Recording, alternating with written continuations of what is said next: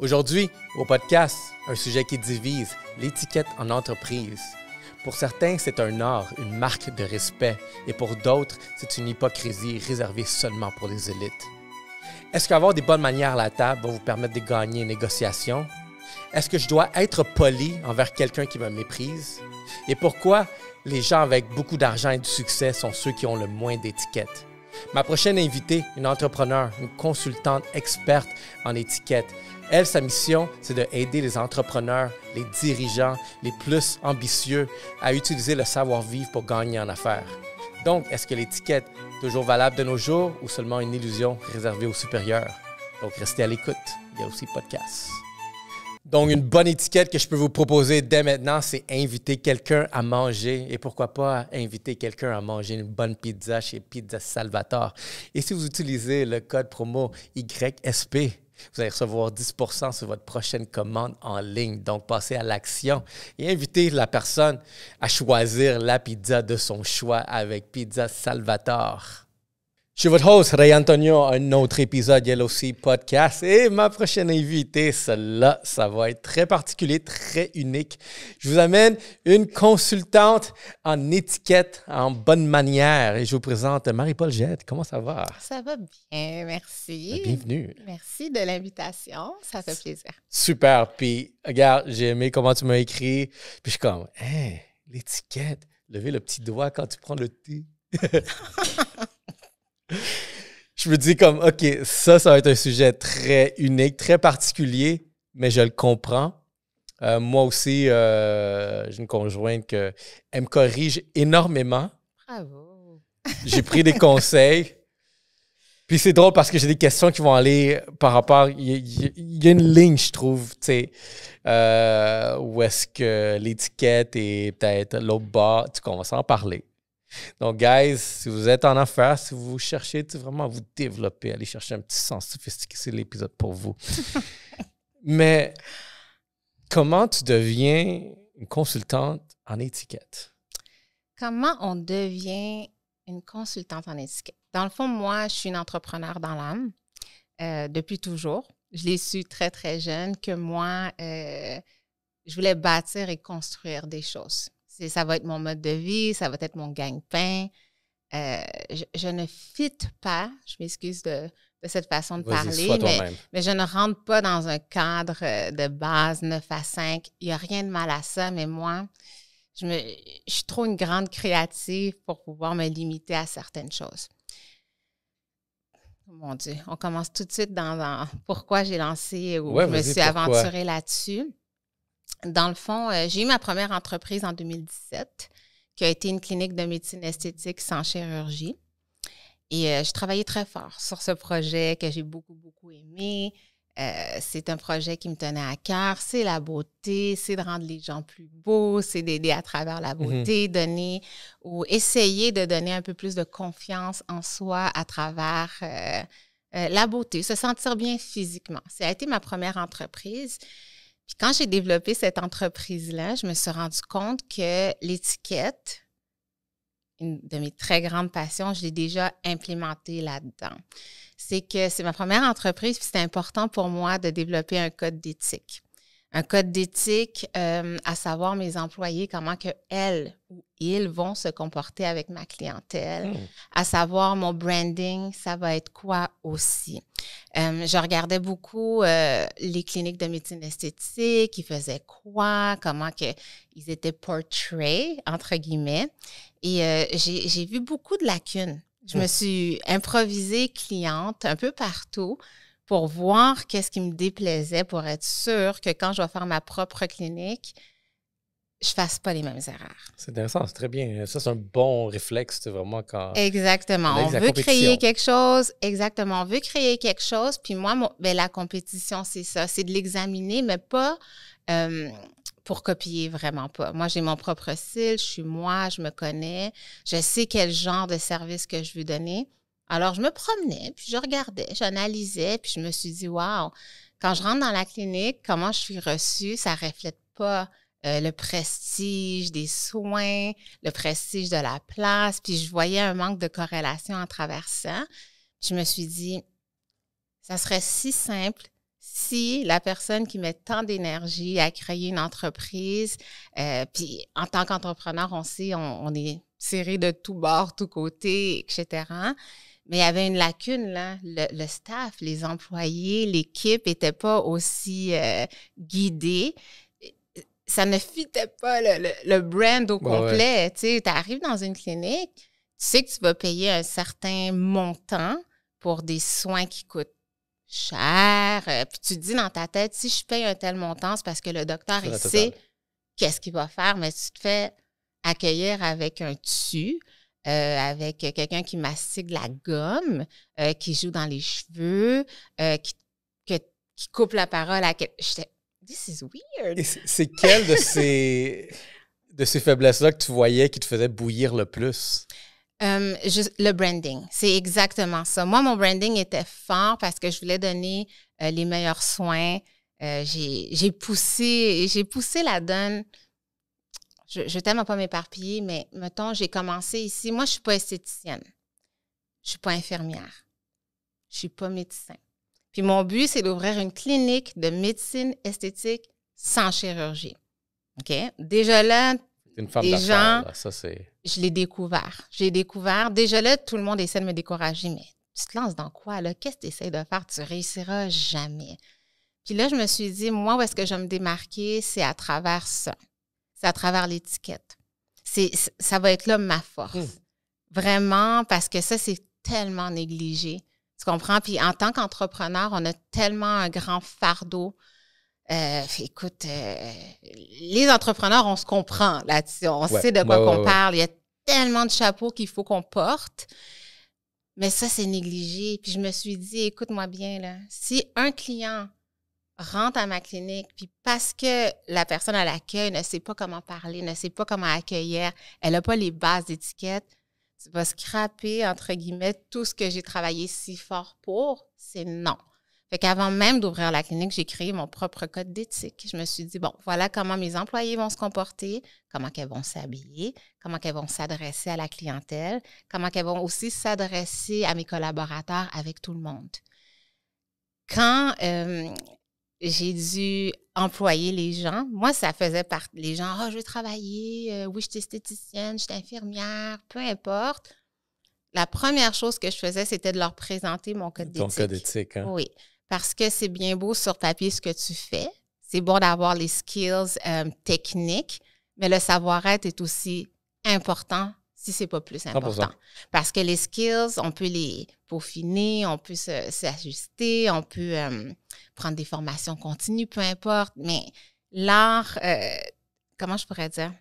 Pas l'art, mais le savoir-être, ça s'apprend. Puis souvent, je voulais analyser, bon, est-ce que j'aime tellement son dossier sur papier? Est-ce que je vais mettre de l'énergie pour lui faire comprendre? Je me suis dit, tu sais quoi, fais juste un code d'éthique. S'ils sont d'accord avec le code d'éthique que j'ai créé, puis ils le signent, parce qu'on passe à travers ensemble. Là. Je sais, je suis un peu, c'est mon côté bleu, là. Je suis une très grande analytique, puis j'aime tout calculer.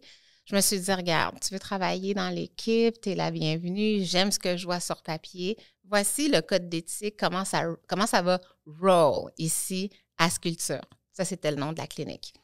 Puis, OK, elle lit, point 1, 2, 3, 4. Je suis d'accord avec ça. Go signe, parfait. Je te rappelle si ton dossier fit ou si j'ai une place pour toi. Mais d'emblée, les gens savaient dans quel genre d'équipe elles vont travailler. Avec des standards pas plus élevés qu'un autre, mais pour moi, c'était super important. Comment qu'on s'habille, comment qu'on s'adresse aux gens. Fait que les gens signent. Fait que déjà là, tu as un point de plus. Fait que c'est là que j'ai compris à quel point l'étiquette, ça fait partie de moi. Puis même quand je regardais les cliniques, les gens sont tous habillés pareil. Ils ont tous un peu le sarrau classique de l'esthéticienne. Pour moi, c'était même pas assez, là. Non, je ne sais pas si tu as vu un peu de quoi ça avait l'air. Non, j'ai... Mais moi, c'était très important. Un chignon bien placé, les collants. Écoute, même l'habillement, moi, j'aime beaucoup le col Claudine. C'était vraiment important. Puis c'est pas juste pour l'image. Je me suis dit, si les gens qui vont travailler pour représenter mon entreprise, elles comprennent cette conformité puis ce protocole, elles vont bien représenter tout ce qu'on veut faire. Mais il y a la première impression, elle est essentielle. Donc, dans l'art de l'étiquette, c'est sûr que les personnes vont vous juger sur les premières paroles qui sortent de vos bouches, mais aussi, surtout, sur la première image que vous dégagez. Et c'est pour ça qu'on a un partenaire fier ici qui vient nous encourager sur avoir la meilleure image. Middleman.ca. Donc, sont disponibles, leurs boutiques, sur le 8815 Avenue du Parc, pas loin du Black Box Media. Allez les voir. Donc, c'est des costumes prêts à porter pour toute occasion, que ce soit pour l'affaire, pour les mariages, pour vraiment casual. Vous allez avoir quelque chose qui est digne de votre personnalité. Donc, allez les encourager. Donc, allez encourager middleman.ca. Merci beaucoup. Mais il y a une expérience derrière ça parce que, pareillement, quand j'ai ouvert la boîte de production ici, j'avais une certaine image, une certaine hospitalité pour moi qui était très importante, qu'il faut que tous les gens qui travaillent ici avec moi, on puisse le dégager. Comme étant un marketeur aussi, moi, genre, quelque chose que je dis à tout le monde qui vient ici, tu sais, Santiago, il est là, mais j'ai dit aussi, je lui parlais du pouvoir de l'odorat, étant le sens le plus puissant selon moi. Puis l'affaire, c'est que quand tu rentres ici, tu vois rien, tu n'as pas vu encore le studio, mais je veux qu'il y ait une odeur qui dégage l'espace. Parce que ça a eu la première impression. Oui, puis après, le marketing olfactif. C'est tellement fort et tellement puissant. Ça a l'air de rien. Je te donne un exemple que tout le monde va pouvoir relate en bon français. C'est quand tu rentres chez Subway. C'est drôle, hein? On rentre chez Subway, il y a une odeur signature qui donne faim. C'est exactement ça. C'est exactement ça. C'est-tu spécial? Moi, quand j'ouvrais la clinique, je me souviens, c'est à l'époque où en tout cas, je ne sais pas si je peux nommer des places, là, mais il y a un hôtel à Montréal qui ouvrait. Ouais. Et je suis rentrée dans cet hôtel, je me dis, mon Dieu, que j'aime cette odeur. Automatiquement, je m'en fous combien ça coûte. J'ai le goût d'être là. Tu comprends-tu? Juste l'odeur est venue chercher. Numéro 1. Après, l'hospitalité, comme tu dis, comment qu'on est reçu, comment qu'on se sent cocooning. Ça, là, c'est toute l'étiquette. C'est toutes des petits skills. Mais quand tu es alerte à ça, c'est super important. Mais c'est ça, le marketing olfactif, je l'ai remarqué aussi, puis à ma clinique aussi, il y avait une odeur signature. C'est bon, fait qu'on pense pareil. Ouais. Je voudrais, regarde, parce que je vois qui tu es maintenant, parce que je vois que tu sembles être cette femme-là qui aime ça vraiment, contrôler vraiment cet aspect-là qui est super important. Pour comprendre de où elle vient, ça, parce qu'on dirait que je pourrais peut-être, genre, je pourrais me faire l'idée qu'il y a un côté culturel derrière ça. Oui, il y a un côté culturel. Comment t'as été élevé ou grandi derrière ça? Parce que si je reviens peut-être à juste le parallèle avec ma conjointe, un côté de sa famille, il y a ce côté-là où est-ce que l'étiquette, elle est très élevée, puis c'est là que moi aussi, elle m'a corrigé tellement de fois. Puis je trouvais, tu sais, comme, OK, il y a quelque chose de très culturel là qui se démarque plus dans le sens de cette culture-là. Oui. Quand tu dis élevé, moi, je veux tellement pas corriger, mais j'aimerais plutôt dire l'importance. C'est plus important pour certaines personnes ou pour certaines cultures où ils ont vraiment un attachement avec... Parce que, dans le fond, l'étiquette, là, il y a tellement de choses attachées à ça, que ce soit culturel, que ce soit des traditions, que ce soit l'histoire du pays, ton héritage en arrière. C'est vrai. Il y a beaucoup de choses qui sont attachées à l'étiquette. Moi, dans le fond, j'ai grandi dans une famille haïtienne, immigrante. Mes parents sont arrivés... mon père est arrivé au Québec, ça fait déjà... Mon Dieu, mes mathématiques vont me faire défaut ici. Mais ça fait 45 ans que mes parents sont au Québec, qui ont immigré d'Haïti, sont venus dans ce pays-là, terre d'accueil. Ils ont eu leur enfant très rapidement. Et écoute, ils ont eu 4 enfants. Puis on est 4 enfants complètement différents, mais 2 sont plus sensiblement pareils, 2, c'est différent. Ils se démarquent. Exactement. J'ai ma grande sœur, je suis la deuxième, j'ai ma petite sœur et j'ai mon petit frère que malheureusement, il nous a quittés. Mais bref, moi et mon frère, on se ressemblait beaucoup, beaucoup dans le caractère et comment qu'on est. Mais ça, on est assez différentes. Si je peux parler de la façon que la culture s'attache à ça, OK. Il y a beaucoup de religions impliquées. Oui. Vraiment, je viens d'une famille chrétienne très stricte, très conservatrice aussi. J'ai grandi dans un modèle traditionnel de la famille haïtienne. Ma mère elle niaise pas ici. Là, okay? C'est vraiment matriarcal plutôt qu'est-ce qui est la culture haïtienne d'après moi, mon humble avis. Mais on est tous différents. Puis pour revenir à ta question de culture à travers ça, c'est encore drôle. Tu vois, moi, ma grande sœur était reconnue pour être la bolée de la famille, la smart. Elle, c'est comme, elle est tellement intelligente, elle est tellement smart, elle est tellement. Moi, je suis sa petite sœur, puis on a juste 1 an de différence. Puis je voulais donc être, moi aussi, je voulais qu'on me dise, elle est donc bien smart, elle est donc bien si. Moi, c'était, elle est donc bien cute. Elle est donc bien tout, elle est tellement toujours coordonnée, tout ça. J'aimais ça, mais dans le fond de moi, là, je suis pas juste ça non plus, mais comment je peux dire? Tu voulais avoir une reconnaissance qualitative et plutôt genre juste sur, tu sais, vraiment, t'es cute. Oui, mais on n'est jamais content. Hein? T'as les cheveux droits, tu veux les cheveux frisés. T'as les cheveux frisés, tu veux les cheveux droits. T'es reconnu pour être la cute, tu veux être la smart. T'es reconnu pour être la smart, tu veux être la cute. On est juste jamais content. Mais bref, moi, ma mère, là, quand j'ai grandi, là, faire mes cheveux, à moi, quand j'étais jeune, ça y prenait 1 heure et demie. Mm-hmm. Tandis que ma soeur, ça prenait 5 minutes. Moi, c'était important que tout soit parfait. J'aime les lignes droites, j'aime la géométrie, j'aime les choses esthétiquement fluides. Tu comprends? J'ai toujours été comme ça. Fait que dans le fond, c'est pas tant comment j'ai grandi, c'est vraiment un trait de personnalité parce que... C'est perfectionniste ou... Oui, perfectionniste, puis souvent les gens aiment croire... Es-tu un obsessif aussi relié à ça? Oui. Là, je me dévoile. Parce que les gens qui sont des perfectionnistes puis qui le disent, c'est pas tant une qualité, là. Ça peut... limite, des fois, nuire à la vie. Là, parce je suis l'opposé un peu.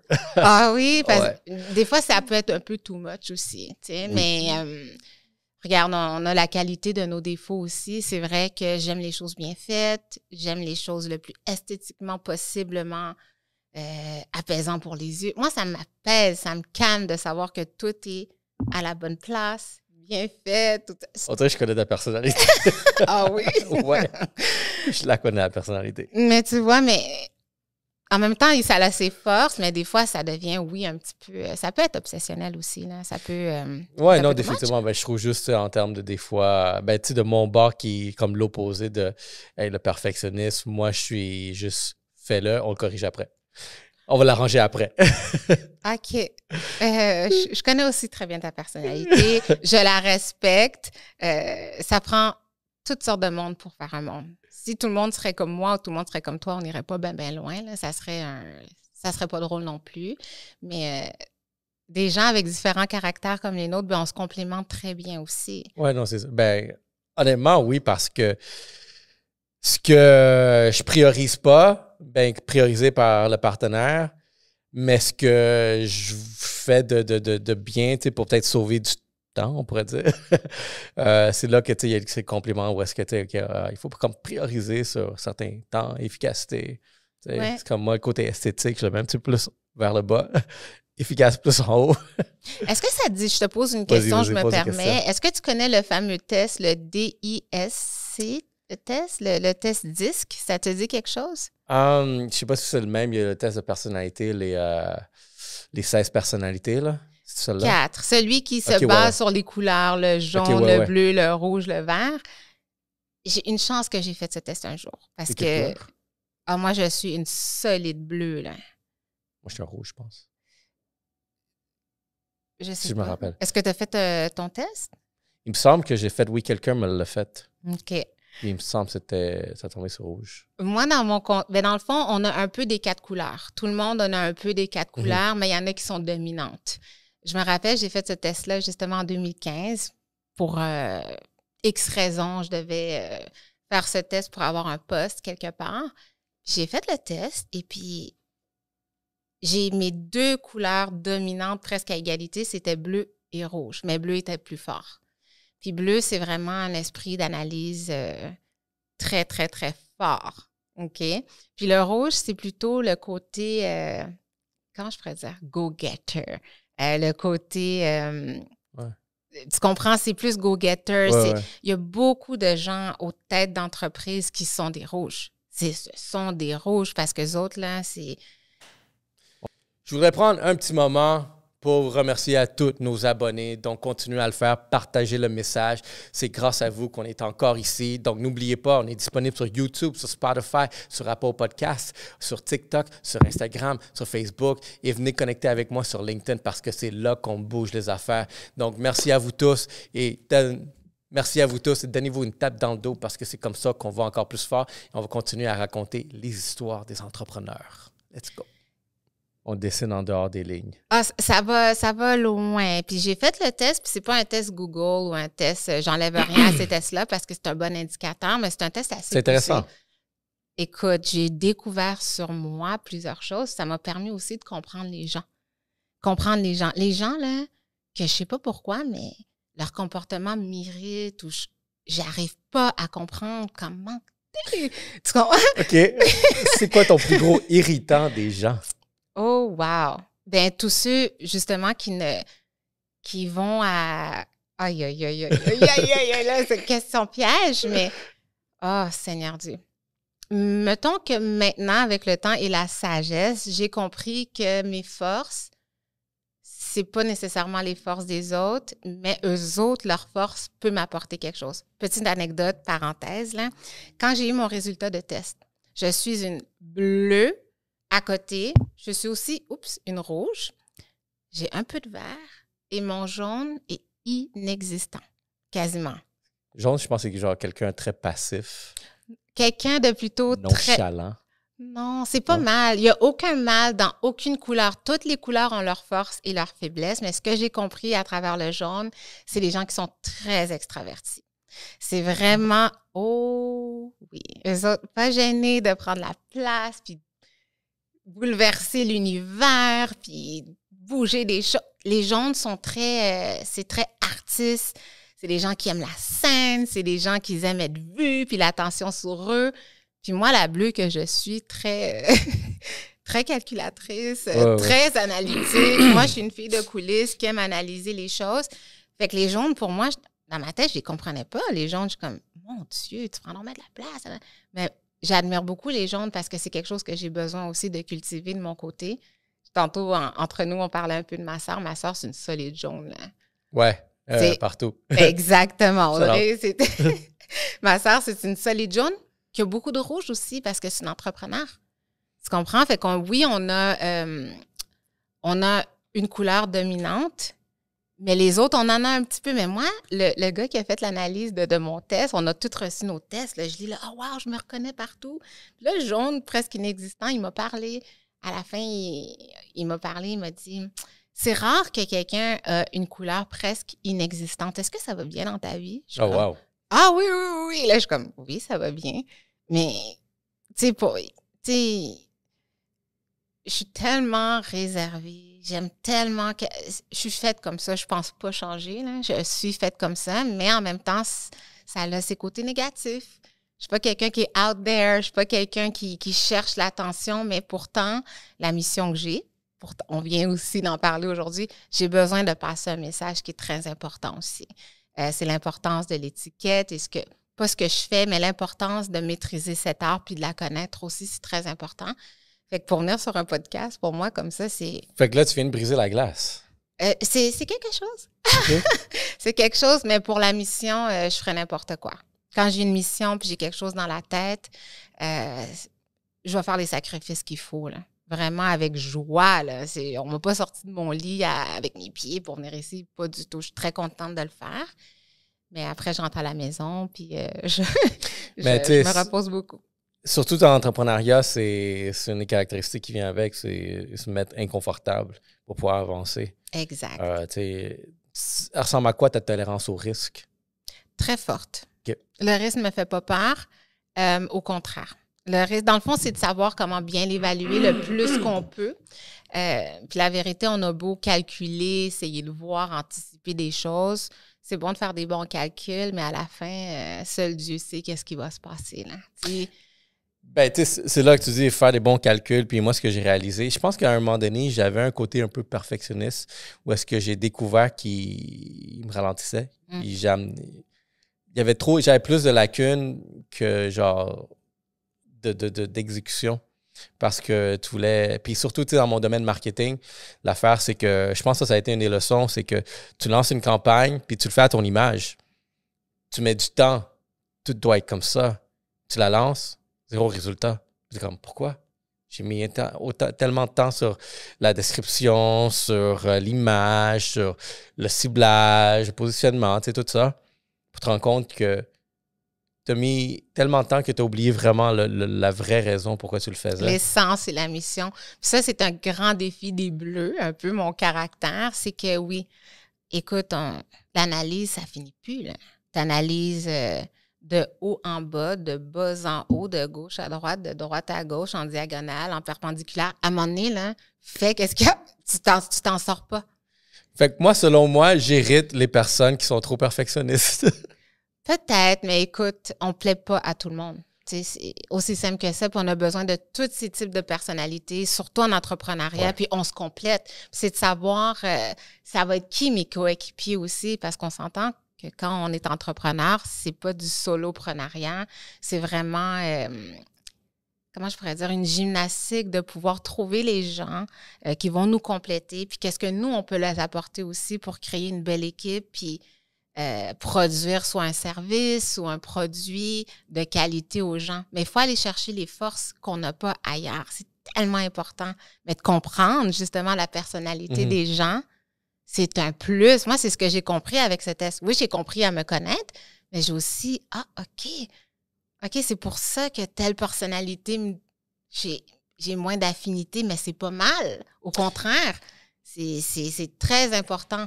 L'autre test, avec les 16 personnalités, ça s'appelle le MBTI. Oui, parle-moi de ça. Le MBTI, c'est 4 paramètres, mais qui sont divisés genre en 2 polarités. Fait que la première paramètre, c'est introverti, extraverti. Okay. Après, tu as comme un qui est comme rationalité irrationnelle, mais c'est plus un autre terme. Il y en a un qui est plus genre... c'est ça, il va y avoir la personne qui est spontanée. Et l'opposé, c'est la personne qui est... réfléchie. Oui, exactement. Puis, tu sais, dans tout ça, exactement, c'est un test qui est quand même assez fascinant, je trouve. Ça ressemble à le test que je te parle aussi. Peut-être c'est juste présenté d'une autre façon. Oui, non, exactement. Mais ça ressemble beaucoup à ça. Puis je trouve que c'est un bel outil à tout entrepreneur qui nous écoute. Faites-le. Exact. Juste pour savoir votre équipe, vos employés, leur personnalité. Pourquoi engager telle personne pour ci, pour ça, trouver, balancer un équilibre? Tout le monde ne peut pas être pareil. On n'avance pas si on est tous pareils. Je pense qu'il y a un test que tu peux le faire gratuit, puis c'est super cool, c'est super dynamique. Moi, je pense que je me rappelle bien, mon personnage, c'était parce qu'ils vont faire à la fin à qui tu compares qui est célèbre. OK. J'ai obtenu Obama. Really? Ouais. OK. Tu as une personne comme Obama. Puis après, tu as plein de personnes qui suivent. Là, je pense Oprah même est rendue. Je suis comme, OK. OK. Je voudrais me diriger vraiment sur le côté aspect de l'étiquette pour affaires. Oui, étiquette pour affaires. Dans le fond, pour commencer, l'étiquette, parce que beaucoup de gens, j'ai remarqué, moi, dans ma tête, tout le monde savait c'est quoi un peu, quoi que ce soit, mais je me suis rendu compte, pas tant. Puis c'est propre au Québec. D'après moi. Moi, j'ai eu l'occasion, quand j'ai développé et commencé à faire mes recherches pour lancer ma première entreprise, d'aller à Londres pour outiller mon directeur médical pour qu'il sache et comprenne les meilleures technologies, les meilleures techniques plus avancées. Parce qu'au début, ici au Québec, il a fait les formations, mais je me suis dit, tu sais quoi? Je veux aller plus loin de façon innovante. Fait que allons à Londres. J'ai fait mes recherches. Où est-ce que c'est le plus avancé? Puis c'était à Londres. Mais je suis tombée en amour avec Londres quand j'ai été. Je me demandais pourquoi pourquoi je suis si bien, puis tout ça. Puis tellement de gens parlent de Londres comme étant une place ou un pays plutôt, peu importe, là, mais les gens sont coincés, les gens priorisent tellement le respect et la maîtrise de l'art de l'étiquette que tu te sens tellement bien, là. T'es pas jugé à travers tant tes vêtements ou comment tu... Mais je pense qu'il y a cette perception-là aussi de royauté. Oui, c'est ça, c'est une monarchie, on s'entend là-bas. Mais quand j'ai été là-bas, j'ai été frappée. La première fois, là, je me suis dit, oh my God, que je me sens chez moi ici, mais pourquoi? Mais bref, fait que là, l'entreprise, elle part et tout. Là, j'ai eu une période transitoire quand la clinique, elle a été rachetée en 2020 à cause de la pandémie. Je me cherchais un peu qu'est-ce que je vais faire et tout. Puis, je vais revenir à la question, je ne sais pas comment vous allez couper ça au montage, mais tu m'as posé une question au début. Pourquoi l'étiquette? Tu as fait une business ou une entreprise à travers ça? Je me cherchais un peu. J'étais dans une période transitoire, première entreprise que j'ai faite. Bon, là, maintenant, qu'est-ce que je vais faire? Puis, je faisais du développement d'entreprise à l'époque et j'ai eu la chance d'aller à un événement où est-ce que Mme Danielle Henkel était une invitée d'honneur. Et elle devait parler à cet événement de réseautage qui était fait pour ou à la mémoire de, je ne sais pas si ça va te dire quelque chose, mais Mme Joyce Achequan, ça te dit quelque chose? Oui, c'est une patiente. Exactement. Okay, ouais. Cette triste histoire. Alors, Mme Henkel est là. Elle parle. Moi, je me dis, bon, je vais aller voir et tout. Puis, je me souviens, j'étais assise et puis je ne m'attendais pas à ce que le mari de cette dame soit là. Je ne m'y attendais pas du tout. Puis, je le voyais du coin de l'œil. Puis, je le regardais puis quelque chose me dit, mon Dieu, puis c'est tellement pas mon genre, là. Je me dis, mon Dieu, va te présenter, disez un bonjour. Disez que ton cœur est avec lui parce que mon cœur était avec lui. Je le voyais assis dans sa peine et tout. Fait que là, elle finit de parler et tout. Je dis, vas-y. Fait que là, bonjour monsieur, vous allez bien? Je me présente. Je m'appelle Marie-Paul. Écoutez, je voulais juste vous dire que mon cœur est avec vous dans votre situation. Puis moi, du fait que j'ai perdu aussi mon frère, je sais c'est quoi de perdre un être cher puis la souffrance attachée à ça. Puis je lui ai dit quelques mots. J'ai dit quelques mots, puis il m'a pris dans ses bras. Puis je ne m'attendais pas à ça du tout. Puis il m'a pris dans ses bras, puis il m'a dit merci pour tes bons mots. Puis moi, je lui ai dit, écoutez, je ne sais pas comment puis quand, mais je sais qu'un jour, je vais faire quelque chose ou quelque chose va arriver, je vais faire quelque chose à la mémoire de votre femme. Je ne sais pas comment, je le sens qu'un jour, ça va arriver. Puis rappelez-vous de mon nom, c'est ce que j'ai dit. Fait que là, il a dit, je pourrais pas oublier ton nom, Marie-Paul, parce que c'était le nom de la marraine de Joyce. Oh, wow. Ouais. Fait que là, bon. Là, il y a eu cet échange et tout. Puis c'est resté dans moi. Puis je suis quelqu'un que quand je fais une promesse, je la tiens. No matter what. Pour moi, la parole, là, une bonne poignée de main, c'est sacré. Ah oui. Je suis assez traditionnelle là-dessus. Quand je donne ma parole, je fais absolument tout en mon pouvoir. Bon. Il faut maintenir certaines valeurs traditionnelles, je pense. Oui. Dans ce temps-là qu'on est. C'est tellement important, mais il y a tellement d'autres. Moi, je suis très là-dessus. Là. Si je te dis, I'm gonna be there, I'm gonna do that, you better believe. Si je suis pas là, appelez la police. C'est comme, il est arrivé quelque chose à Marie-Paul, carrément, là, chercher la police, appeler l'ambulance. Mais vrai, j'y ai dit, puis ça fait quelques années quand même. Bon. Mais ça me revient tout le temps. Une fois de temps en temps, j'entends le nom de la dame ou ci ou ça. Je dis, my God. Ça reste, mais la vie avance et tout. Là, fast forward quelques années, j'ai un proche que j'ai eu vent, qui subissait certaines choses assez, comment je pourrais dire, qui m'ont dépassé en 20, 22, 23, ou qui m'ont dépassé. Elle vivait des choses... comment je pourrais dire? Bon, du harcèlement psychologique au travail, du racisme, des choses d'une injustice là, qui est venue me chercher au plus profond de mon être. Là, OK? Écoute, j'ai pris ce dossier à travers ce que je sais faire. J'ai pris le dossier, j'ai tout arrêté ce que je faisais dans ma vie. Là. 6 semaines consacrées à ce dossier. 6 semaines. Là, c'était même pas encore Gédéon, étiquette et protocole. Là, c'était même pas encore né.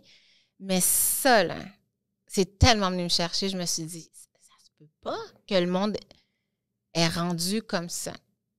J'ai géré le dossier de la dite personne, c'est venu me chercher, puis à travers les recherches que je faisais, je me suis rendu compte, je fouille, puis tout et tout, puis je tombe sur un article dans le Journal de Montréal, une colle bleue, qui a été, comment je pourrais dire, qui a vécu tellement d'harcèlement psychologique au travail, de bullying, on l'appellera cette façon de faire comme qu'on veut, mais ça ressemblait beaucoup au dossier que je gérais, mais elle s'est enlevée la vie.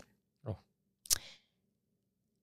Là, c'est venu me chercher au plus profond de moi, mais qu'est-ce qui se passe? Pourquoi on est rendu là? Pourquoi ce bullying? Pourquoi cette méchanceté? Pourquoi ce manque d'étiquette? Pourquoi ce manque d'altruisme, ce manque de civisme, ce manque de... Pourquoi? Fait que là, je me suis dit, bon, je vais gérer ce dossier, mais pour ces 3 femmes qui ont vécu quelque chose, il faut que je crée puis je bâtisse quelque chose. Entrepreneur en moi. Là, j'ai une mission. C'est pas juste un plan, je pars une business. Moi, mon but, c'est pas tant, je faut faire de l'argent dans la vie. C'est important l'argent, on s'entend, là, mais il faut avoir une mission attachée à qu'est-ce qu'on fait. C'est là que les entrepreneurs se démarquent. Quand il y a une mission en arrière, quelque chose d'attaché qui est dans ton cœur, c'est là que... Toutes tes actions, c'est pour justement peut-être... Et voilà. Fait que quand les temps sont durs, quand tu n'as pas l'énergie pour te lever, quand que tout a de l'air contre toi, mais cette mission puis cette passion en toi, c'est ça qui te donne la force de continuer. Fait que là, moi, j'ai ça dans ma tête. Je me dis, comment je vais faire? Je me suis dit, c'est aussi simplement, c'est l'étiquette de base. C'est les bonnes manières, le savoir-vivre. Mais comment rendre ça cool? Comment amener ça ici au Québec? T'sais, parce qu'ici, écoute, j'ai fait beaucoup de recherches, ça court pas les coins de rue, là, les gens qui se spécialisent là-dedans. Fait que je me suis dit, tu sais quoi, j'ai été à Londres, j'ai aimé Londres, puis Londres, le UK, c'est reconnu pour la maîtrise de l'art de l'étiquette, le savoir-vivre, les protocoles. Alors, j'ai trouvé, d'après moi, une des meilleures écoles au monde. Je me suis inscrite, je me suis certifiée. Je me suis dit, tu sais quoi, tous les acquis que j'ai par mes expériences de vie, qui je suis, qu'est-ce que j'ai vécu, je me suis dit, je vais officialiser tout ça avec une certification. Fait que c'est ce que j'ai fait. J'ai été me certifier et j'ai tellement découvert des choses. Écoute, j'ai compris tellement de choses avec ça. Ça va beaucoup plus loin là, que... Est-ce que tu voyais que tes valeurs à toi, la manière que tu as été élevé, puis certaines traditions, avec l'éducation que tu as reçue, tu pouvais y mettre un terme ou une raison? Absolument, c'est sûr et certain. Moi, je suis, comme je pense que je te l'ai dit un peu plus tôt, j'ai été élevée dans une famille avec des traditions chrétiennes, avec des valeurs qui sont bibliques, qui sont, d'après moi, les plus belles valeurs, qui sont encore d'actualité aujourd'hui, mais véhiculées d'une autre façon. Mais la base, d'après moi, c'est les 10 commandements, c'est la Bible. Juste le 2e commandement, c'est « aime ton prochain comme toi-même ». C'est d'aimer les autres. C'est la politesse, c'est la gentillesse, c'est l'écoute, c'est la bienveillance. Tu comprends? C'est le 2e commandement, là. Fait qu'on part de loin, là. Tu comprends-tu? Fait que je me dis que ces valeurs-là qui m'ont été inculquées si jeune, c'est tellement resté dans moi. Puis je m'improvise pas la perfection, puis celle qui a jamais fait de mal dans sa vie, puis pas d'erreur, pas du tout. Ça serait un mensonge. Mais je me dis, je suis quelqu'un qui essaye foncièrement et sincèrement, dès que je mets mon pied hors de mon lit le matin, c'est de faire le bien, d'aider les gens. Vraiment, c'est mon moteur de vie, c'est ça. Parce que ça manque. Ça manque. Puis en même temps, je dis ça, puis ça va être un peu contradictoire ce que je veux dire, mais c'est juste dans les réseaux sociaux, à la télé, tout ce qui est véhiculé, le sensationnalisme, c'est vraiment plus sur ce qui est négatif, puis les choses négatives dans la vie. Mais la vérité, c'est qu'il y a tellement du beau et bon monde sur cette terre. J'ai eu des gens dans ma vie, des portes qui sont ouvertes, la gentillesse, la bienveillance, la bonté, le vrai caring. Il y en a. Est-ce que les bonnes manières, l'étiquette ouvrent des portes professionnellement? Oh my God. D'après moi, c'est le plus puissant des leviers qu'on ne peut pas avoir, surtout quand on est entrepreneur. Les diplômes, c'est bien, c'est même excellent. Parfait. Tu viens d'une famille qui a bâti une entreprise, ça va t'être légué plus tard. This is so cool. I wish. but no. Moi, qui est arrivée dans le monde de l'entrepreneuriat sans ces outils de propulsion, là, ou certains leviers, je me suis rendu compte que l'étiquette, par contre, je vais l'utiliser. Ma première job, une des premières jobs que j'ai eues, je n'oublierai jamais, c'est là que j'ai compris le pouvoir de l'étiquette. J'avais 16 ans et je travaillais au Carrefour Laval, au Pantorama. Je n'oublierai jamais. Pantorama, c'est un magasin de pantalons, jeans. Ça te dit-tu quelque chose? Oui, je connais. Fait que je travaillais là-bas, j'étais vendeuse, mais par rapport aux tâches que j'avais à faire, c'était, mon Dieu, juste pour faire exprès, j'oublie le terme, mais c'était les bordures de pantalons. Il fallait envoyer ça au couturier, etc. Puis on s'entend, moi puis toi, c'est pas la tâche la plus gracieuse d'être à genoux. Mm-hmm. Puis mettre les épingles dans les pantalons des gens, t'es à genoux, puis c'est comme... Mais à un moment donné, j'ai eu ce fameux client. J'ai 16 ans, là. C'est une de mes premières jobs. Là. Avant ça, je cueillais des fraises dans le champ. Okay? Et puis, il y a ce monsieur qui arrive dans place, et puis... grand monsieur d'une prestance presque intimidante. Tu le sentais, là, qui était... Oh my God, oui. Mais j'ai 16 ans, mais je sais pas il rentre, il veut juste essayer des pantalons. J'ai fait le service qu'il faut que je donne, mais avec, d'après moi, des bonnes règles d'étiquette. À l'époque, je ne savais même pas. Mais même pour lui, là, il enlève ses souliers. Je nommerai jamais la personne, mais bref. Il enlève, c'est pas tant le fun. Tu sais que tu veux des pantalons, il faut que tu enlèves tes choses. Quelqu'un est à tes pieds. Tu te dis, mon Dieu, j'espère qu'elle est correcte en bas. Mais j'ai fait sentir cette personne assez bien. Tu sais, j'ai pas fait sentir aucun malaise. J'étais polie. Puis je l'ai fait sentir que je faisais ce travail, cette job aussi disgracieuse, mais avec le plus grand des plaisirs. Mm-hmm. Tu comprends vraiment l'étiquette. Merci, monsieur, bonjour, etc. Il est parti. Quelques heures plus tard, le téléphone sonne au dit magasin. Fait que là, je réponds « Pantorama, bonjour. Oui, est-ce que je pourrais parler à Marie-Paul, s'il vous plaît? » C'est moi. Oui, écoutez, je suis venue cet après-midi à votre magasin, tout ça. Moi, mon cœur commence à battre. Là. Je me dis « Mon Dieu, qu'est-ce que j'ai fait? » Je me dis « Mon Dieu, il m'appelle en plus par mon nom, mais dans le temps, ton nom est mis sur la facture ou peu importe. » Là. Puis il m'a dit « Écoutez, j'ai beaucoup aimé votre service. » Vraiment, j'ai aimé votre service, j'ai aimé votre caractère. En tout cas, il m'a donné quelques compliments, puis il m'a dit, j'ai un travail à vous offrir. Là, je suis comme, what is going on? Déjà là, je suis une enfant de 16 ans, c'est un monsieur. Je dis, OK, fait que là, je prends son numéro, ses coordonnées, je laisse ça, je parle de ça à mes parents, ils sont comme, oh no, ça là, c'est quelque chose... Ça a l'air louche, là. Ça, ouais, no. Mais quelque chose dans moi, je sentais que non. Eux autres, ils n'ont pas vu l'interaction, ils ne savent pas. J'ai rappelé la personne, puis il m'a offert un super travail. C'était un homme d'affaires qui partait une business dans le temps qui est l'ancêtre aujourd'hui, je dirais, là, sincèrement, de Skype. Fast forward, aujourd'hui, qu'est-ce qu'on connaît? Zoom, etc. Ouais. Écoute, j'avais 16 ans. Faites le calcul, ça fait très longtemps. Mais bref, il était dans cette voie. J'ai lâché le Pantorama, on s'entend. C'est ça, il m'a dit, j'ai un travail à t'offrir. Je ne sais pas combien tu fais, où est-ce que tu fais, mais je te promets que ça va faire plus d'argent. J'ai été rencontrer le monsieur. J'ai accepté le poste. Puis une chose qui est arrivée, là, écoute, j'ai 16 ans, là, peut-être rendu 16 ans et demi. Quand je suis arrivée travailler, il ne m'a jamais appelé Marie-Paul. Il ne m'a jamais appelé mademoiselle. Dès que j'ai commencé à travailler pour lui, il m'appelait Madame la Présidente. Fait que là, Ouais, c'était assez spécial. Puis ce monsieur-là il a été un mentor pour moi sans même le savoir, mais je pense qu'il le sait un peu, là. Mais bonjour, Madame la Présidente, vous êtes arrivée? Oh oui, je trouvais ça spécial. Pourquoi il m'appelle comme ça? Mais j'aime ça. Tu sais, je ne vais pas m'assumer. Je sais pas.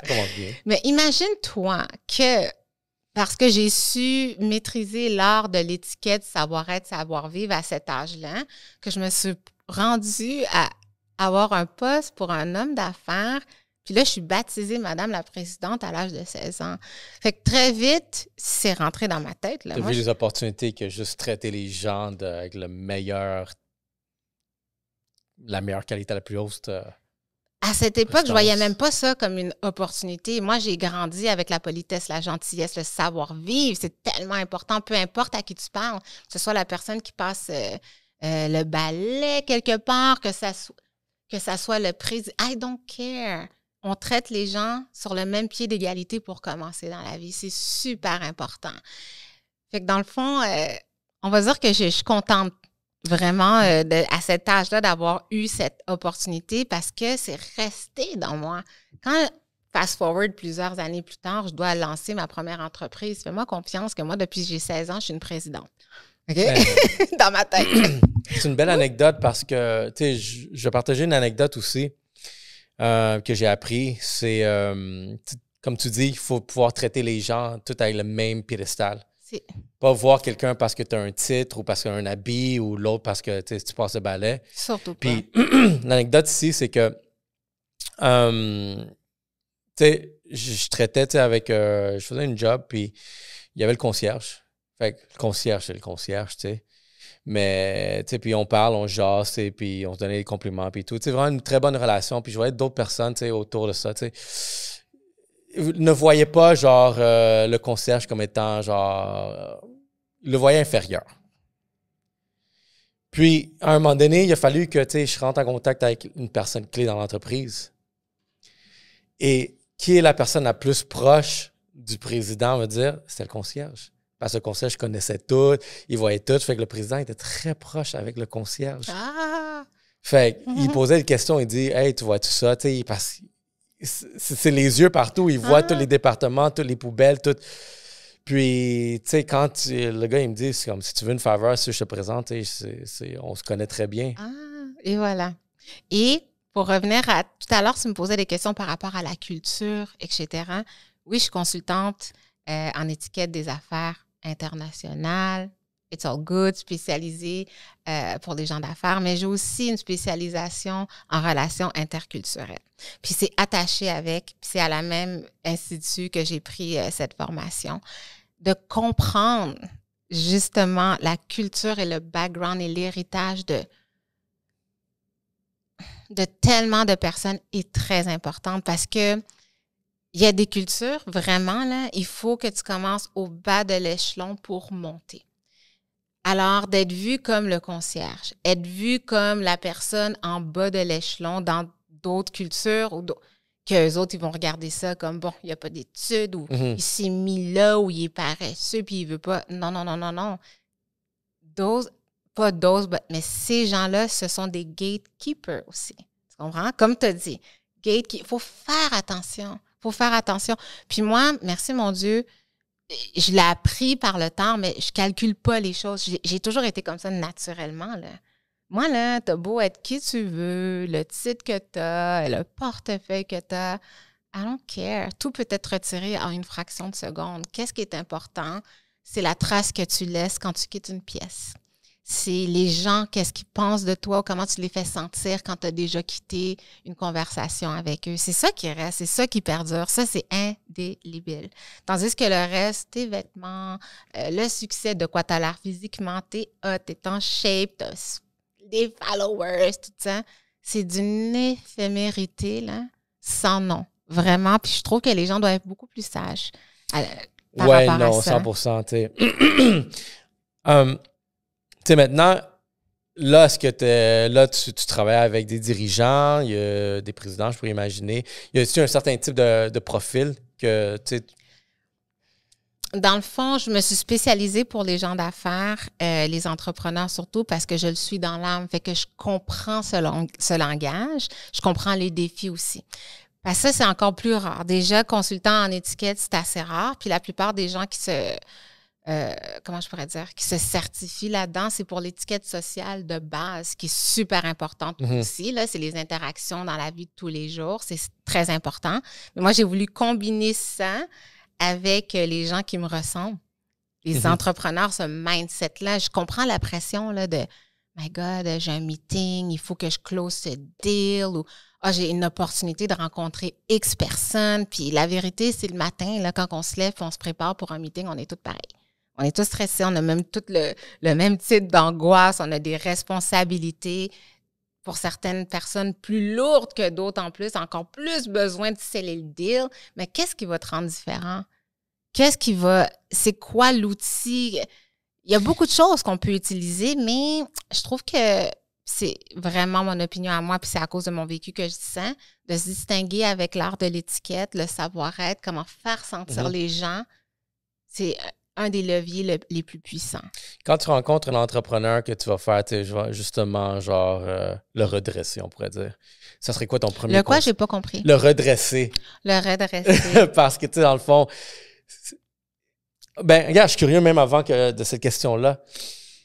Est-ce que c'est toi qui observes des gens d'affaires ou est-ce qu'ils ont peut-être des lacunes sur la façon qu'ils se présentent dans lesquelles tu peux te proposer comme, tu sais quoi, je pourrais t'aider à avoir une meilleure première impression, ou c'est peut-être des gens d'affaires qui savent qu'ils ont peut-être des lacunes puis ils ont besoin de quelqu'un pour essayer de les... C'est plutôt le contraire. Premièrement, une des règles d'étiquette de base, c'est de jamais souligner le lac ou le manque ou les fautes d'étiquette de quelqu'un d'autre en partant. Y a-t-il une façon de l'aborder? En privé, toujours.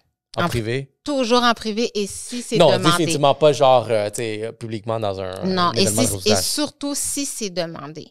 Parce qu'un conseil proposé sans qu'on t'ouvre une porte, ça peut passer pour une insulte. C'est pas il n'y a pas de place à dire en passant, je suis qui, moi?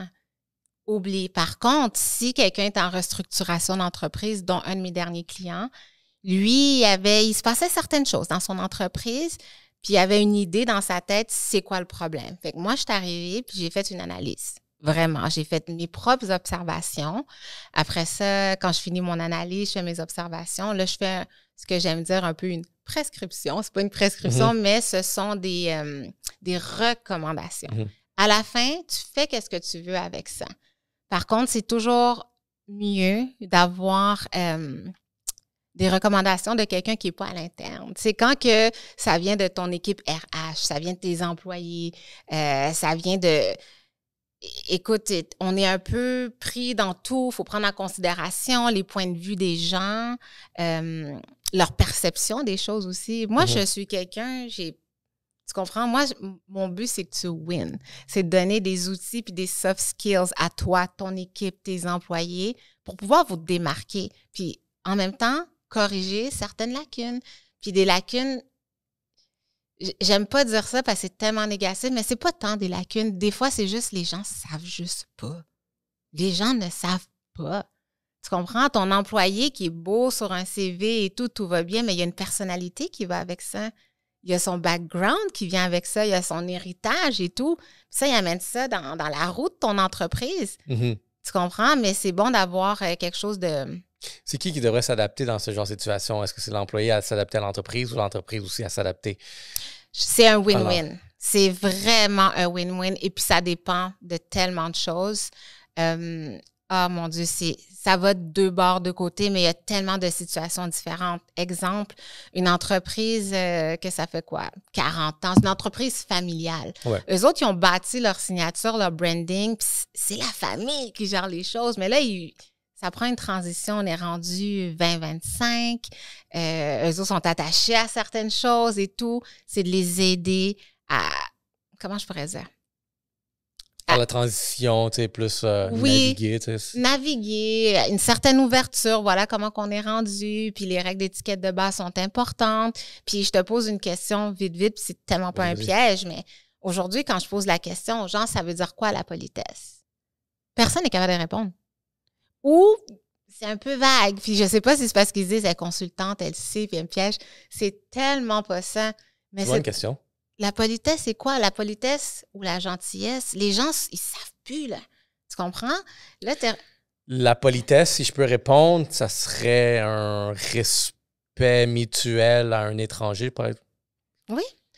Dans le fond, à la base, ce que j'aime dire aux gens, c'est que il y a deux choses très importantes dans la vie, puis surtout quand on veut maîtriser l'art de l'étiquette. C'est sûr qu'il y a la posture, comment on se présente, comment on parle, comment on fait sentir les autres, mais ça part de la politesse. Tout part de la... C'est tellement simple, la politesse. Puis la politesse, ça se ramène à 5 choses. Les 5 mots magiques. Là, je te ramène à l'enfance, je suis certaine. Là. 5 mots magiques de la politesse. Tu as des enfants, t'es papa, OK? Quand ta fille, papa, je veux ça. Qu'est-ce qu'on dit? S'il vous plaît. Parfait. Tu lui donnes. Elle prend. Qu'est-ce qu'on dit? Merci. OK. Là, on en a 2, là. Il en manque 3. OK. Je vais t'aider. Le but, c'est tellement pas de te mettre sur le spot. Mais au contraire, c'est que c'est pour ça, cette opportunité parce que je me dis, il faut que les gens reviennent à ça un petit peu. Premièrement, c'est bonjour. Deuxièmement, s'il vous plaît, merci. Au revoir pour sceller le deal.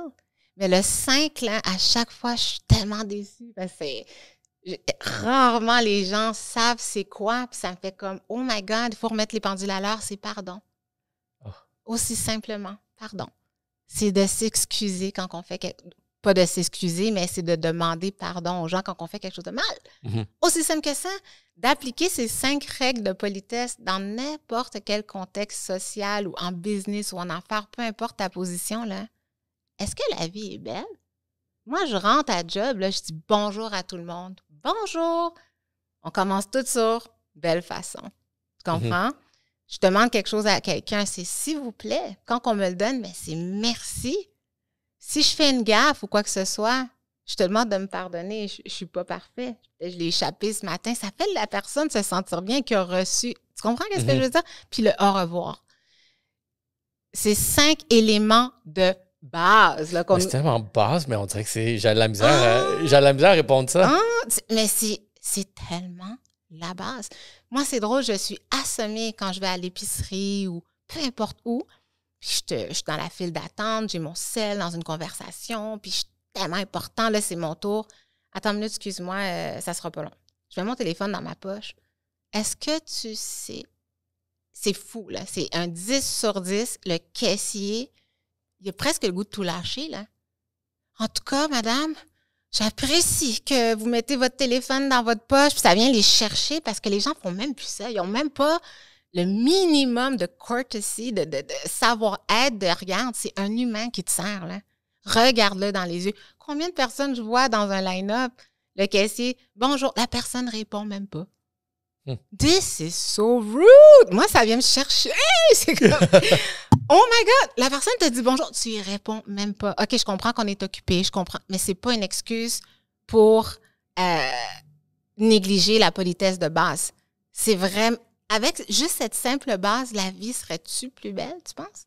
Est-ce que tu penses que les médias sociaux, ils viennent influencer vers un manque de politesse, de respect, tu sais, juste parce que moi, j'ai ça, puis je suis comme ça, je suis pas obligé, tu sais, parce que, mettons, une tendance que je vois, tu sais, que je remarque, c'est même des memes, c'est des gens ils reçoivent un message texte, puis je vais répondre dans 2 heures parce que... Oh, mon Dieu! Parce que moi, ça me urge parce que peu importe c'est qui, je réponds dès maintenant. J'ai pas le temps à jouer un jeu que peut-être dans 2-3 heures. Juste pour montrer que je suis occupé. Mais à quel point la vie doit être lourde quand tu gères ta vie comme ça? Pourquoi pas retourner à la base? Les 5 pôles du respect, ça, c'est comme jouer des games. Pour moi, this is weird. Non, oui, c'est très bizarre. C'est bizarre. Là. Pourquoi tu fais ça? La personne t'appelle. Ah, je vais pas répondre pour pas avoir de l'air trop disponible ou désespéré. Si tu veux calculer de quoi tu as l'air, qu'est-ce que les gens vont penser de toi toute ta vie, tu n'es pas sorti du bois, là. Non, c'est très toxique quand tu y penses. Puis ça fait peur même à voir tes enfants aussi qui doivent être élevés dans un monde comme ça. Mais tu sais quoi, drôlement aussi, moi, à cause que je suis dans cet environnement-là maintenant, de petite fille, c'est drôle parce que des fois, même ma fille me corrige. S'il vous plaît! I like her! Elle dit, s'il vous plaît, papa. Oui, s'il vous plaît. Puis dis merci. Elle me corrige vraiment. Excuse-toi. Puis j'étais comme ça aussi quand j'étais jeune. Hein? Oh my God, que je corrigeais mon père, puis je corrigeais ma mère. Avec le plus grand des respects, on s'entend, là. Mes parents sont haïtiens. J'ai encore toutes mes dents. Fait que ça prouve que je respecte mes parents. Oh, j'ai survécu. Jamais je manquerai de respect. Mais des fois, puis c'est correct. Mon fils qui me corrige. Merci, my love. Tu sais, les enfants, il n'y a personne qui... Moi, je vois pas... je sais pas. Il n'y a pas de sous-humain, il n'y a pas de sous-position. On apprend avec tout et tout le monde à travers plein de choses. Comment tu vois... Admettons, OK, maintenant, tu as montré les 5 bases, mais là, il doit en avoir, genre, d'autres choses qui suivent. Écoute, il y en a tellement. Comment tu le vois dans l'ère moderne du digital où est-ce que il y a une connexion humaine qui prend plus de distance? Puis tout est plus genre en ligne. Il y a plus de Zoom. Le monde, des fois, on ne s'appelle plus, on se texte. Et voilà. On se texte même plus, on s'envoie des voice notes. Exactement. Mais est-ce que tu te rends compte?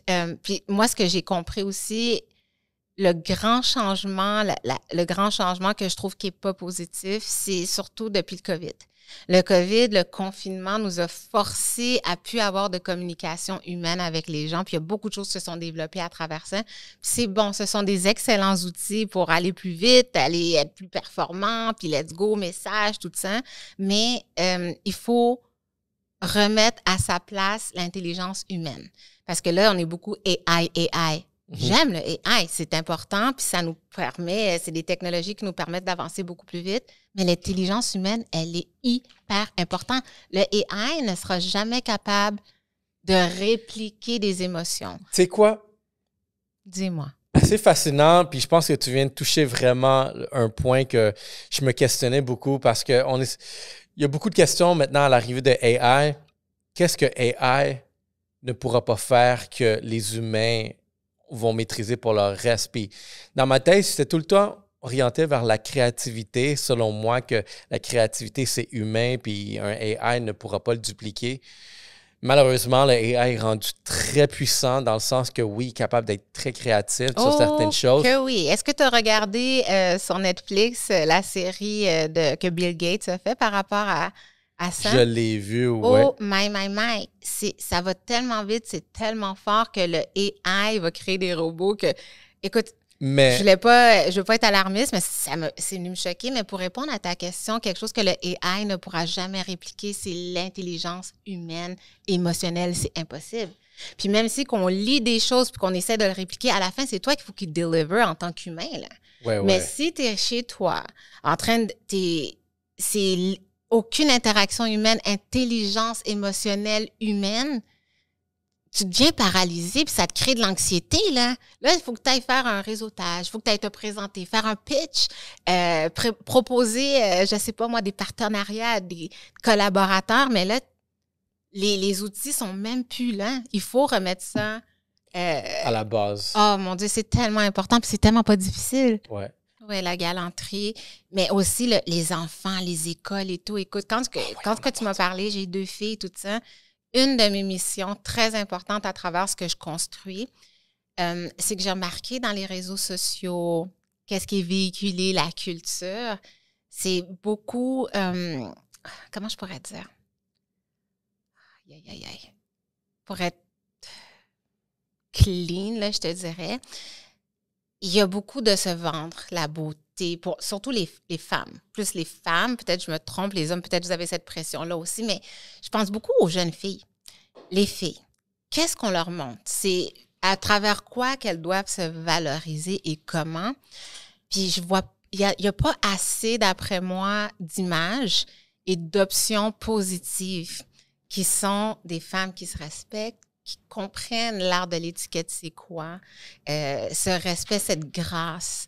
Mais non, c'est vrai parce que moi aussi, je le vois auprès de certaines femmes où est-ce que tu t'attends qu'elles se comportent d'une certaine façon, femme.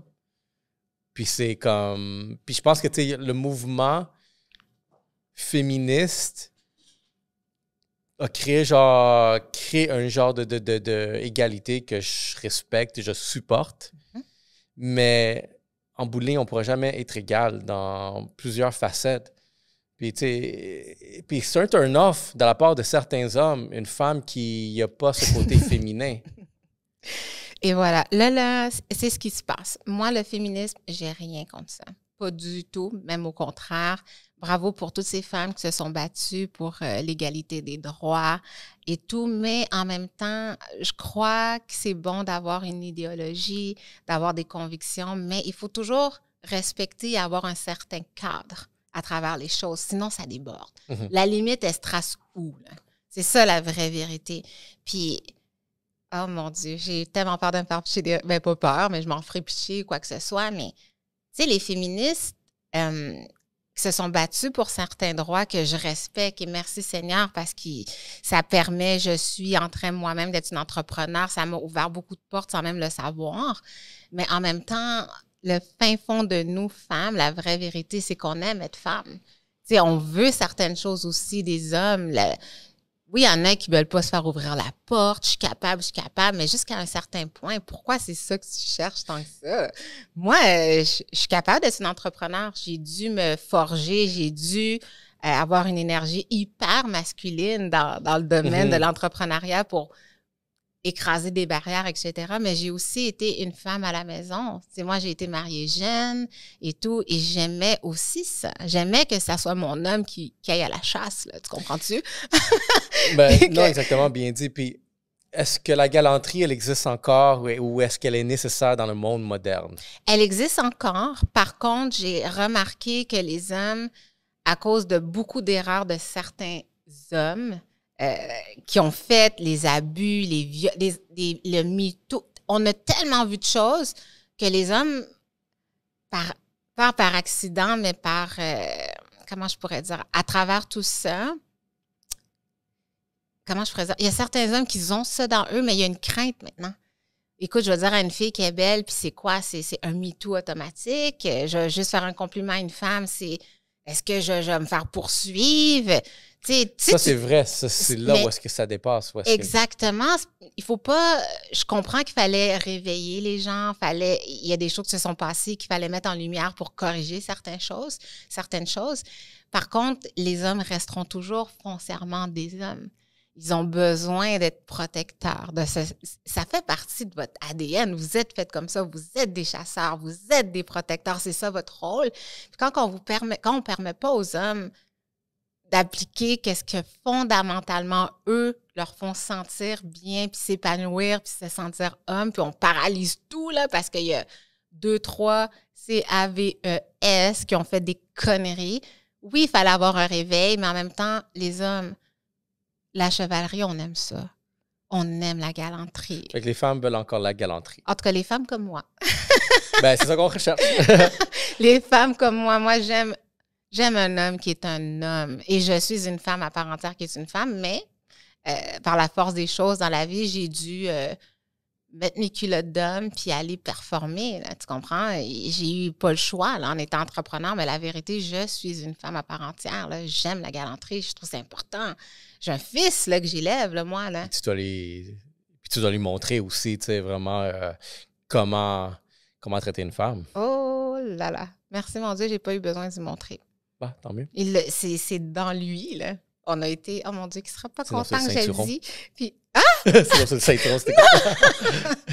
Jamais de la vie, mais en tout cas, j'espère que, pardonne-moi mon booby, mais dernièrement, on a été faire son rendez-vous chez le médecin, puis il me dépasse.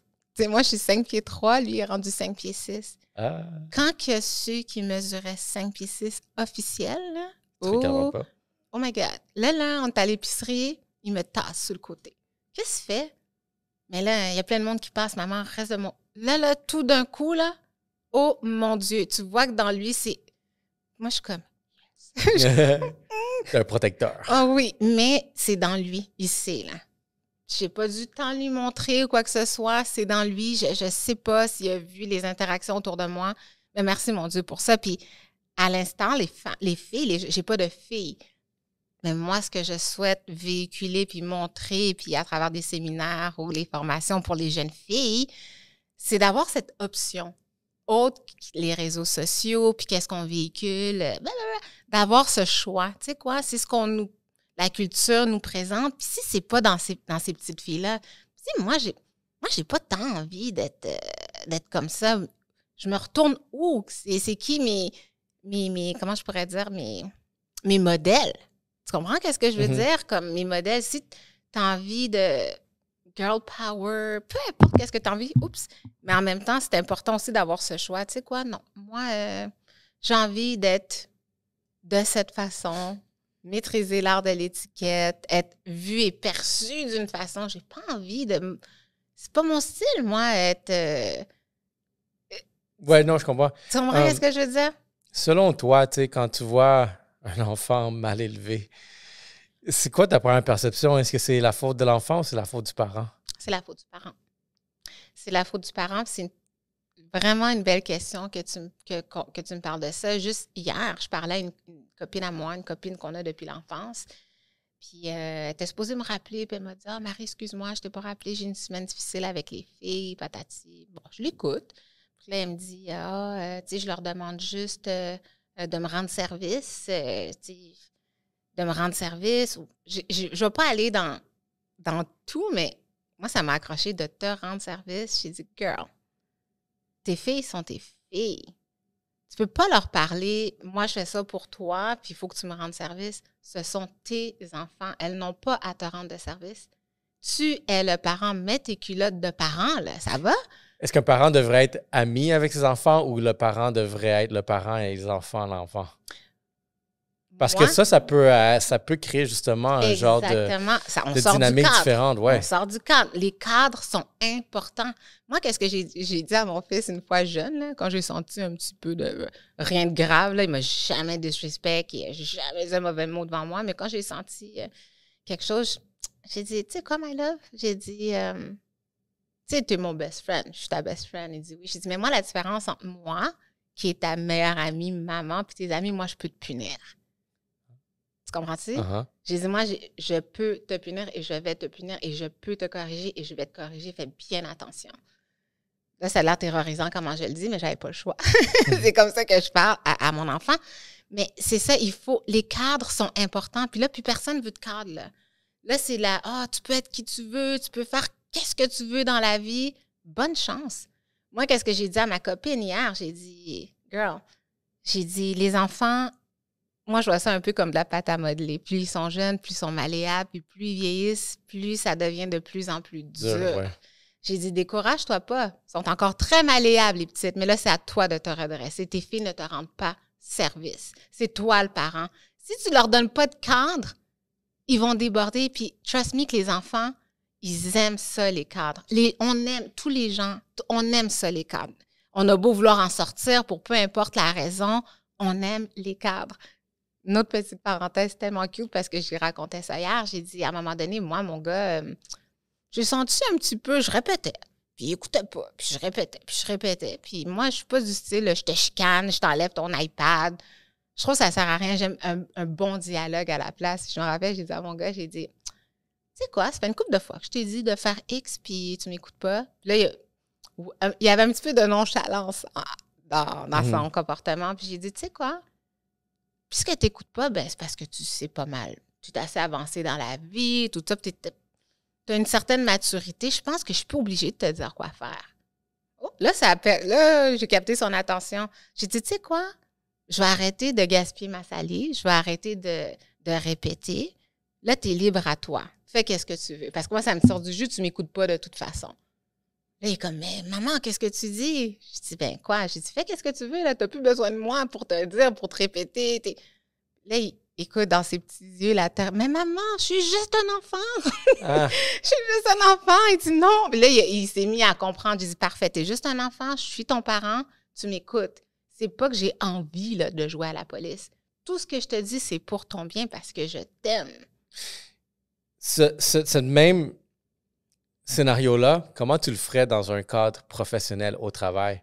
Parce qu'on dirait que la psychologie est impliquée dans ça. C'est quelque chose que toi, on t'a enseigné aussi, tu sais, vraiment dans ton école d'étiquette, ou est-ce que...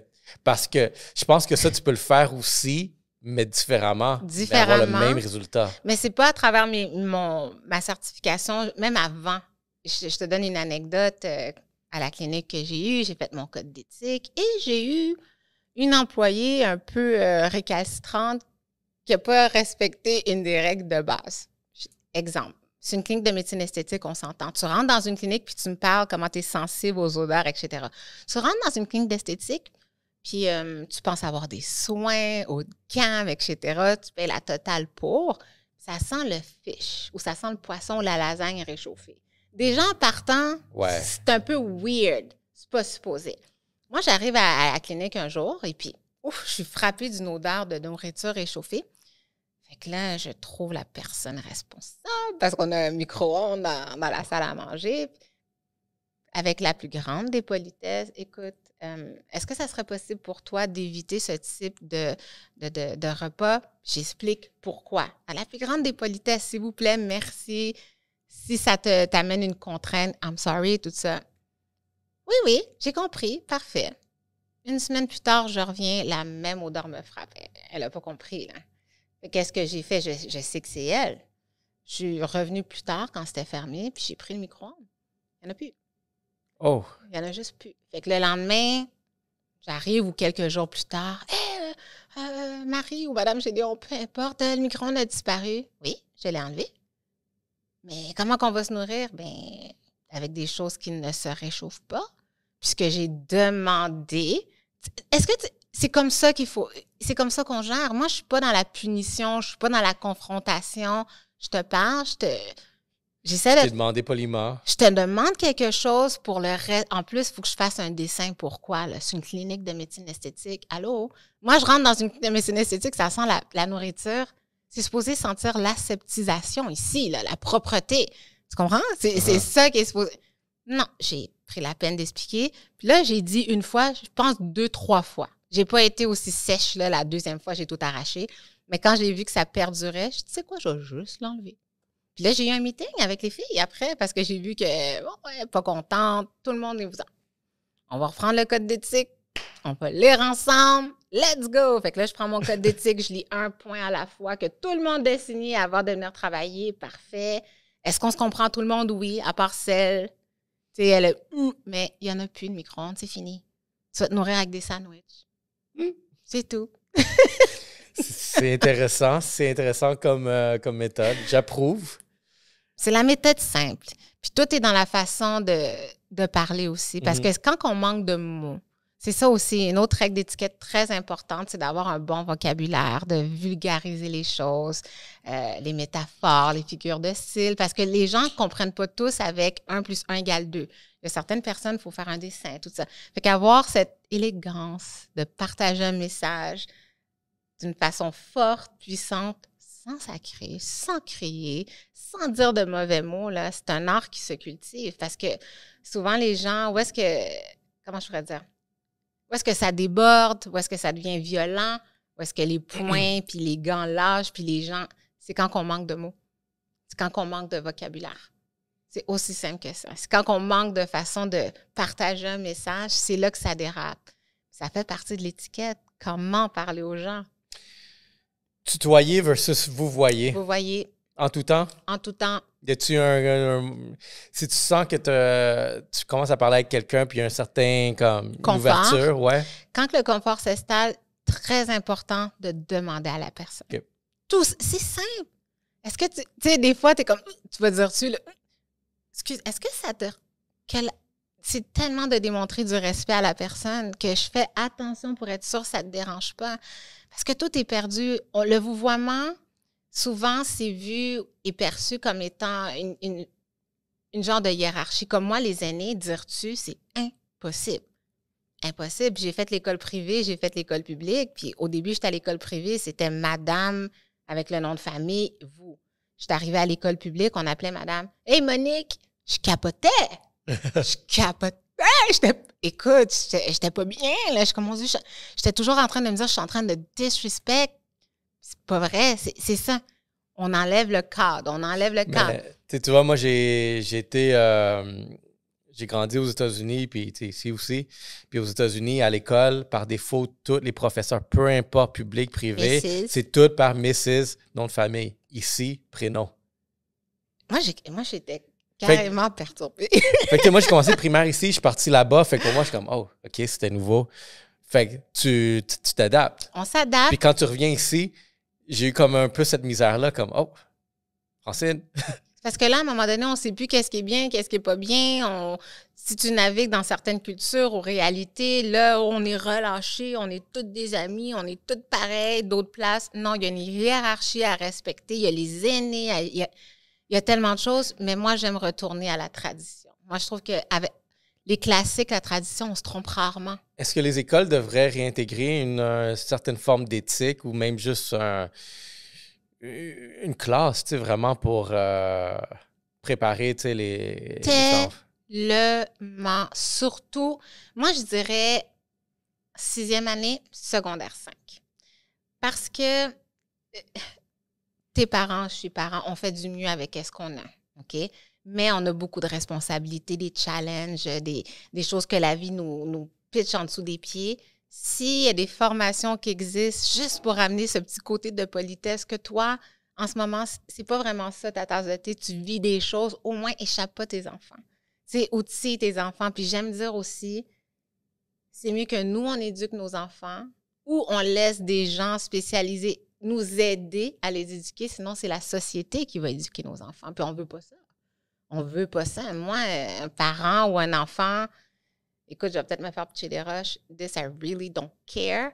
Mais j'ai déjà vu des enfants s'adresser à leurs parents d'une façon, là. Moi, je peux pas me taire.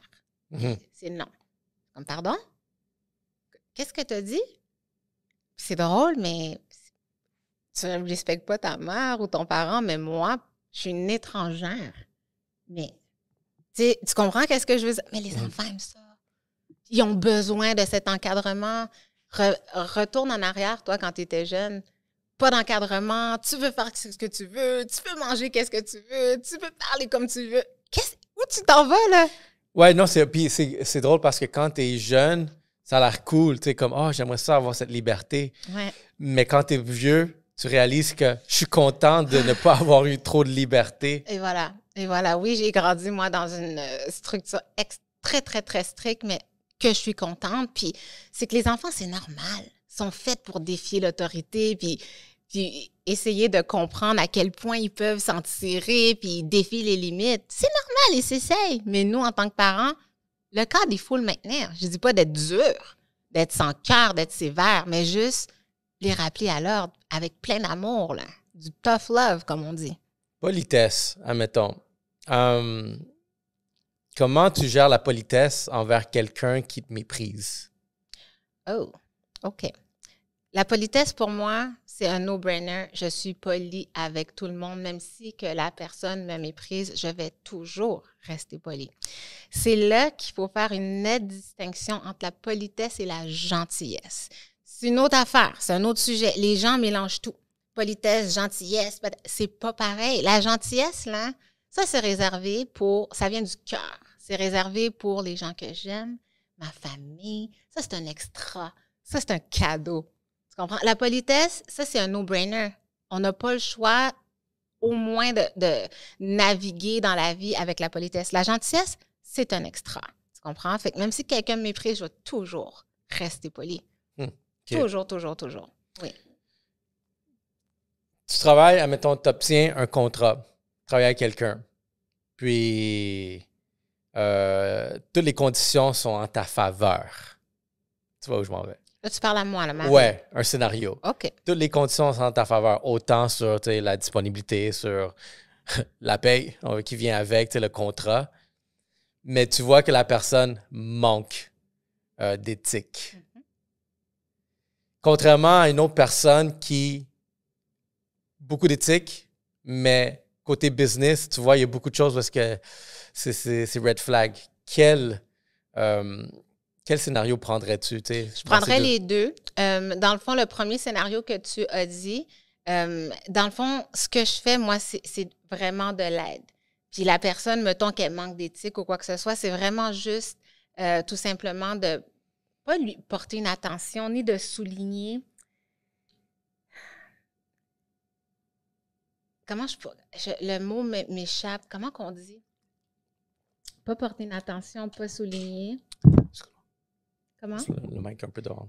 Oui, mais j'essaie de trouver le mot. Parce que je me dis, si quelqu'un est un haut placé dans une entreprise, etc., puis il veut m'engager, puis tout va mal, puis je gère la business, puis mais on va traiter le root, la racine du problème aussi, parce qu'on s'entend, on est entrepreneur. L'identité de l'entreprise, c'est vraiment nous qui avons construit ou que ça nous est passé. Fait que si tu penses que ton entreprise va mal ou il y a beaucoup de lacunes, puis moi, je ressens qu'il y a quelque chose, bien, on va passer par toi en premier. Parce que quand c'est une entreprise, moi, j'aime dire qu'il y a 3 levels. Il y a ceux OK, on va dire une banque, pour rendre ça simple. Quand tu vas à la banque, il y a les gens sur le terrain qu'ils ont le premier contact avec la clientèle. C'est pas le directeur de la banque, là. Tu comprends? Eux, ils ont besoin d'un type de formation propre à eux. Après ça, on va monter dans l'échelle. On va aller faire la formation dans l'échelle appropriée pour eux. Puis après ça, puis le dernier, là, j'aime aller en haut à la source aussi. Parce que moi, je vois ça comme un arbre avec tout plein de racines. Il y a l'arbre, mais les racines, tu comprends, il y a beaucoup de choses. Il faut trimer. Là. C'est pas juste les employés le problème. C'est pas juste... On traite le problème à la source. Je ne sais pas si ça répond à ta question, mais moi, je m'adapte à tout. Comme je t'ai parlé un peu plus tôt, je pense que j'ai un pas pire sens de l'analyse. Je suis capable de voir et de cerner. C'est pas qu'est-ce que tu me dis avec ta bouche qui compte. C'est important. Ça reste des mots. Moi, j'analyse le big picture. Là. Mais c'est comme, tu sais, c'est comme j'ai vu, tu sais, genre, certains proverbes, c'est observe une personne, comment elle traite le concierge, puis tu vas comprendre exactement, tu sais, je reviens à cet exemple-là, encore là, juste parce que hiérarchiquement, tu sais, c'est un poste qui est vu vraiment inférieur, mais observe comment la personne traite le concierge, puis tu vas comprendre qui elle est derrière ça. Fait que dans une position de leadership, si la personne, tu sais, vraiment, tu vois qu'elle a genre certaines ces lacunes-là où est-ce que tu trouves qu'il manque d'éthique, mais ça peut être le leader doit montrer par action et non par parole. Exactement. Et le fait que ce dit leader recherche de l'aide en me contactant des gens en partant, fait que tu peux imaginer qu'il a... Déjà, il comprend qu'il y a quelque chose, il comprend, puis il veut s'améliorer ou améliorer le sort de son entreprise ou améliorer son branding. Il voit que les clients, il y a le meilleur service, il y a le meilleur produit, mais il y a des plaintes, il y a des drops dans les ventes. Il voit qu'il y a quelque chose. Des fois, il ne voit pas que c'est lui, là. C'est correct. Notre règle de l'étiquette, c'est de jamais faire sentir à quelqu'un ou souligner son manque d'étiquette, mais de juste le ramener à l'ordre, puis parler avec lui, comprendre ses défis. Tu sais, en tant que leader ou chef d'entreprise, écoute, on porte tellement de chapeaux. On en échappe, on est des humains, là. On est des humains. Mais ça se fait sentir sur le reste de l'entreprise. À quel niveau tu es trop honnête quand, comme tu dis, parce que ne pas montrer à une personne qui manque d'étiquette, à quel moment c'est trop honnête peut-être de vouloir souligner un point que, pourrait améliorer? Tout est dans la façon de dire les choses. On ne peut pas être trop honnête. Il faut être honnête, mais tout est dans la façon de dire les choses. J'aime dire que, en tout cas, je fasse attention à comment je parle, mais tout message peut-être... J'ai eu une situation où est-ce que j'ai peut-être... Dis-moi. Puis là, c'était juste plus de valeur, mais comment je pourrais le dire? J'ai été invité dans un événement politique. Puis le but, c'est qu'on voulait me présenter le politicien qui était en charge pour faire une entrevue. Puis le politicien, il y avait une assistante, je l'ai rencontré, puis tout. Puis je l'ai vu parler. L'assistant ou le politicien? Le politicien, je l'ai vu parler. Okay. Puis j'ai vu énormément de red flags. Puis là, j'ai... Red flag ou de manque d'étiquette? Ou t'as pas aimé qu'est-ce qu'il disait? Red flag, qu'est-ce que tu veux dire? Mais le red flag que je voyais, c'est que les politiciens, par exemple, ont tendance à juste dire rien. Tu me poses une question, ça va juste comme survoler. Fait que j'écoutais, puis, tu sais, c'est des belles paroles, puis tout, mais qu'est-ce que tu résolu avec ça? Tu sais, je le sens pas. Fait que j'ai approché l'assistante, puis j'ai dit comme, tu sais, si je fais une entrevue avec lui, est-ce que... Même pas, non, c'est pas ça que j'ai dit. J'ai posé la question, puis c'est là, je pense que ça... J'ai posé, est-ce que monsieur a déjà pris des cours de communication? Puis, ça a été mal pris, ça. Parce que je trouvais comme, tu sais, il y a certaines choses qui pourraient... Améliorer. Exactement, parce que la façon qu'il parlait, je trouvais que c'était pas lui. Je le sentais. Je suis comme, OK, je connais ton rôle, je connais qu'est-ce que tu dois faire, ton message, mais je sentais que c'était pas authentique. Puis quand j'ai posé la question, ça a été très mal perçu. OK. Fait que là, tu te demandes à quel point il faut dire les choses, etc. Moi, je crois que d'être honnête, c'est toujours winner. Premièrement, Si tu fais un commentaire comme celui que tu as fait, tu ne l'as pas fait gratuit parce que ça te tente. C'est parce qu'il y a vraiment eu quelque chose, mais la personne, l'attaché de presse ou peu importe la personne, à la place de sauter là-dessus puis se dire peut-être qu'il faut travailler sur quelque chose. Quand on tombe dans l'ego, on pense que c'est une insulte. Il y avait de l'ego. Exactement. Ça veut dire que la personne est tout simplement même pas prête à entreprendre puis à travailler sur lui. Puis des fois, ça prend des grands coups. Puis de perdre des opportunités ou des portes qui se ferment dans ta face là, solidement pour faire, tu sais quoi, peut-être j'ai besoin d'aide. Mais c'est très honorable de comprendre qu'on ne sait pas tout, d'avouer qu'on a besoin d'aide. Puis en plus, moi, mon service, là, j'ai même une option confidentialité solide béton justement à cause de ça, là. Comme tout est préservé, quelqu'un, on a besoin d'aide. Écoute, j'ai ton file là, pour commencer à entreprendre, tout est 100% privé. Là. Mm-hmm. Tu comprends? Parce que je connais ça, l'ego. Puis ça, on est comme ça, les entrepreneurs. On a comme un ego un peu surdimensionné. C'est pas mal, là. C'est ce qui nous a permis aussi d'être où est-ce qu'on est puis d'avoir cette force de caractère. Mais il faut savoir aussi s'asseoir là-dessus aussi. Des fois, là, l'ego, ça nous fait tirer dans le pied. Il faut avouer puis se dire à soi-même, tu sais quoi, ben je suis pas parfait. Il n'y a personne de parfait. Où est-ce que je vais aller m'outiller et comment pour être mieux? Fait que dors sur tes deux oreilles, ton commentaire est supposé tout simplement aider. S'il est mal perçu ou reçu. Dans le but, c'était d'aider, justement. Et voilà, si c'est pas dans la méchanceté, c'est pour être constructif. Qu'est-ce que ça te donne à toi de faire ce commentaire? À rien. La personne, là, elle doit juste être, tu sais quoi, ça a été souligné, parfait. Tu sais, moi, quelqu'un me fait un commentaire, moi, j'écoute. Moi, ça m'a fait plaisir aussi de voir la réticence parce que, premièrement, quand j'ai vu la personne, juste la façon qu'elle parlait, moi, ça ne m'a pas convaincu que je veux m'asseoir à côté de toi. Puis en plus de ça, que je demande, tu sais, vraiment une façon, tu sais quoi, qu'est-ce qu'on pourrait peut-être amener de plus, une valeur de plus, justement, peut-être travailler la communication parce que si tu es dans un rôle où est-ce que tu dois vendre, qu'est-ce que tu dis avec tes paroles, puis en ce moment, tu sais, moi, je suis pas convaincu. Imagine-toi tout le monde qui va t'écouter par la suite. Et voilà, mais imagine-toi quelqu'un qui ne comprend même pas ça, puis je vais aller dans quelque chose de très basic, entre moi puis toi. On se prépare, on s'en va dans un réseautage, puis tu as du persil dans les dents. Est-ce que tu veux que je te le dise? Oh, j'adore celle-là. Est-ce que tu veux que je te le dise? Est-ce que c'est mean? Tu as du persil dans les dents. Moi, je suis la personne qui va le dire. Oui, et voilà. Mais il y a une façon de le dire. Viens avec moi 2 secondes. Viens. On se back, on s'aide, on se fait la courte échelle. J'essaie pas de t'enlever rien, là. Je fais juste t'aider. Mais il y a des gens qui comprennent pas ça. Mais qu'est-ce qui est plus insultant? Tu parles à une personne qui a quelque chose dans les dents puis tu lui dis pas ou que tu lui dises? Il faut le dire, mais exactement, parce que c'est cruel de laisser quelqu'un avec du percé dans les dents se promener partout puis d'être dans un... Toi, tu le sais. Il faut le dire, mais de la bonne façon, c'est tout. Mais les gens, il faut qu'ils comprennent que tout n'est pas une attaque envers toi. Il y a des gens qui sont là foncièrement pour t'aider. Il y a du bon monde là, sur la Terre. Là. Il y en a du bon monde sincère qui sont juste là pour aider. OK. J'ai comme une dernière question qui vient à l'esprit où est-ce que ça va être une question un petit peu plus tough que je pourrais dire. Oh. Bon, je maîtrise l'art de l'étiquette. Mais c'était des valeurs que je n'avais pas avant.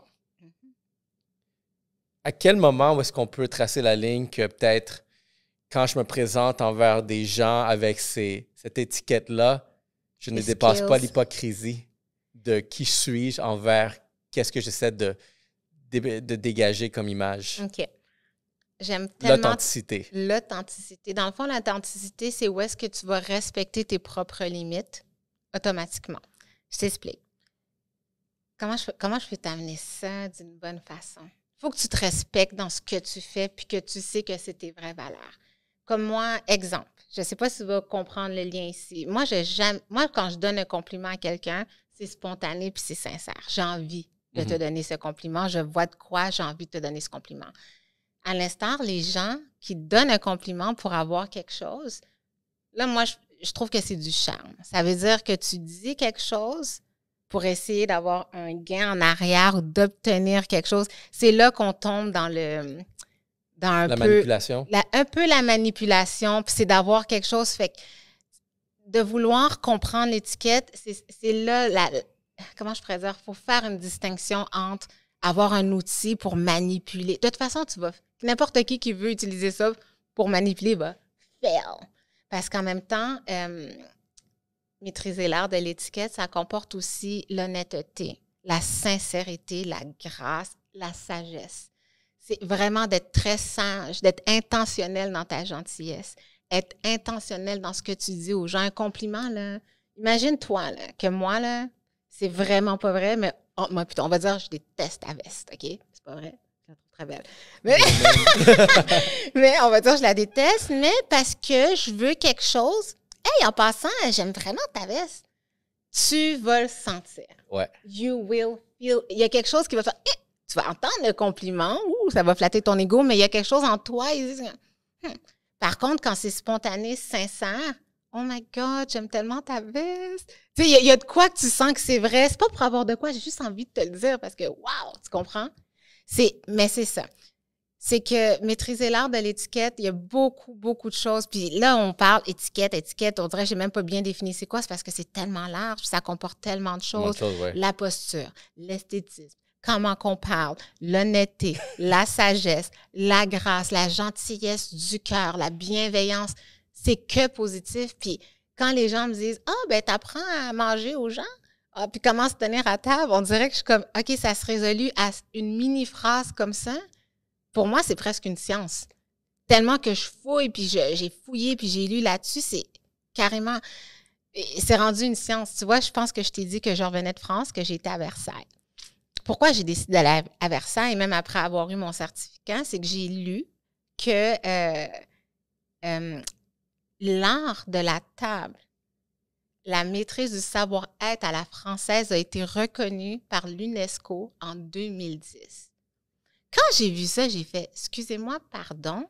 Là, je me suis mis à fouiller comment l'UNESCO peut reconnaître l'art du savoir-vivre à la française comme patrimoine de l'humanité. Ouais. Là. C'est pas rien. Fait est-ce qu'on s'entend que c'est pas juste comment qu'on mange à table?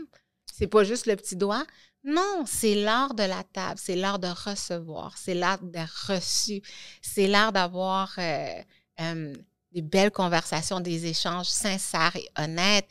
Écoute, on pourrait tellement parler longtemps, là. C'est fou. Dans un souper d'affaires, oui. Quels sont les conseils que tu pourrais dire à ne pas faire? Puis, tu sais, on va retirer, genre, de ne pas mastiquer la bouche ouverte comme de base. Le classique. Mais... OK, on va dire... pour répondre à ta question, j'ai amené un point super important parce que là, on parle de l'art de la table. Puis ce que avec mes recherches, j'ai compris que l'art de la table pour les Français était une arme de guerre. Parce qu'à la table, il y avait beaucoup de choses qui se discutaient à la table. Quand tu étais invité à la table d'un adversaire, là, on est en train de... Tu comprends-tu? On gère des affaires. Là, aujourd'hui, ça reste encore, il y a encore cette empreinte de on fait des affaires à travers les repas et tout. Le conseil que je peux donner aux entrepreneurs qui vont lunch d'affaires, souper d'affaires, de connaître ton invité ou la personne qui t'a invité. Va fouiller. Pas juste c'est quoi sa business. No. Pas juste c'est quoi le motif et qu'est-ce que tu veux régler à travers ça. Comprends c'est qui, sa culture et son background. Exemple. Si tu es invité à un lunch d'affaires à New York, aux États-Unis. Aux États-Unis, le temps, c'est de l'argent. Fait que on va s'asseoir, on va manger, puis on va régler des affaires en mangeant. Puis c'est bien vu, puis c'est bien perçu, puis c'est la game, c'est la vie pour les Américains. À l'instar, tu vas en France, pour peu importe la raison, puis tu es invité à un dîner, un souper d'affaires. Ben, eux autres, même pas souper, c'est un petit déjeuner, un déjeuner ou un dîner, très important de faire la distinction. Là, tu t'en vas pas parler business à table. Oh non. Ce temps-là est réservé pour apprendre à te connaître toi.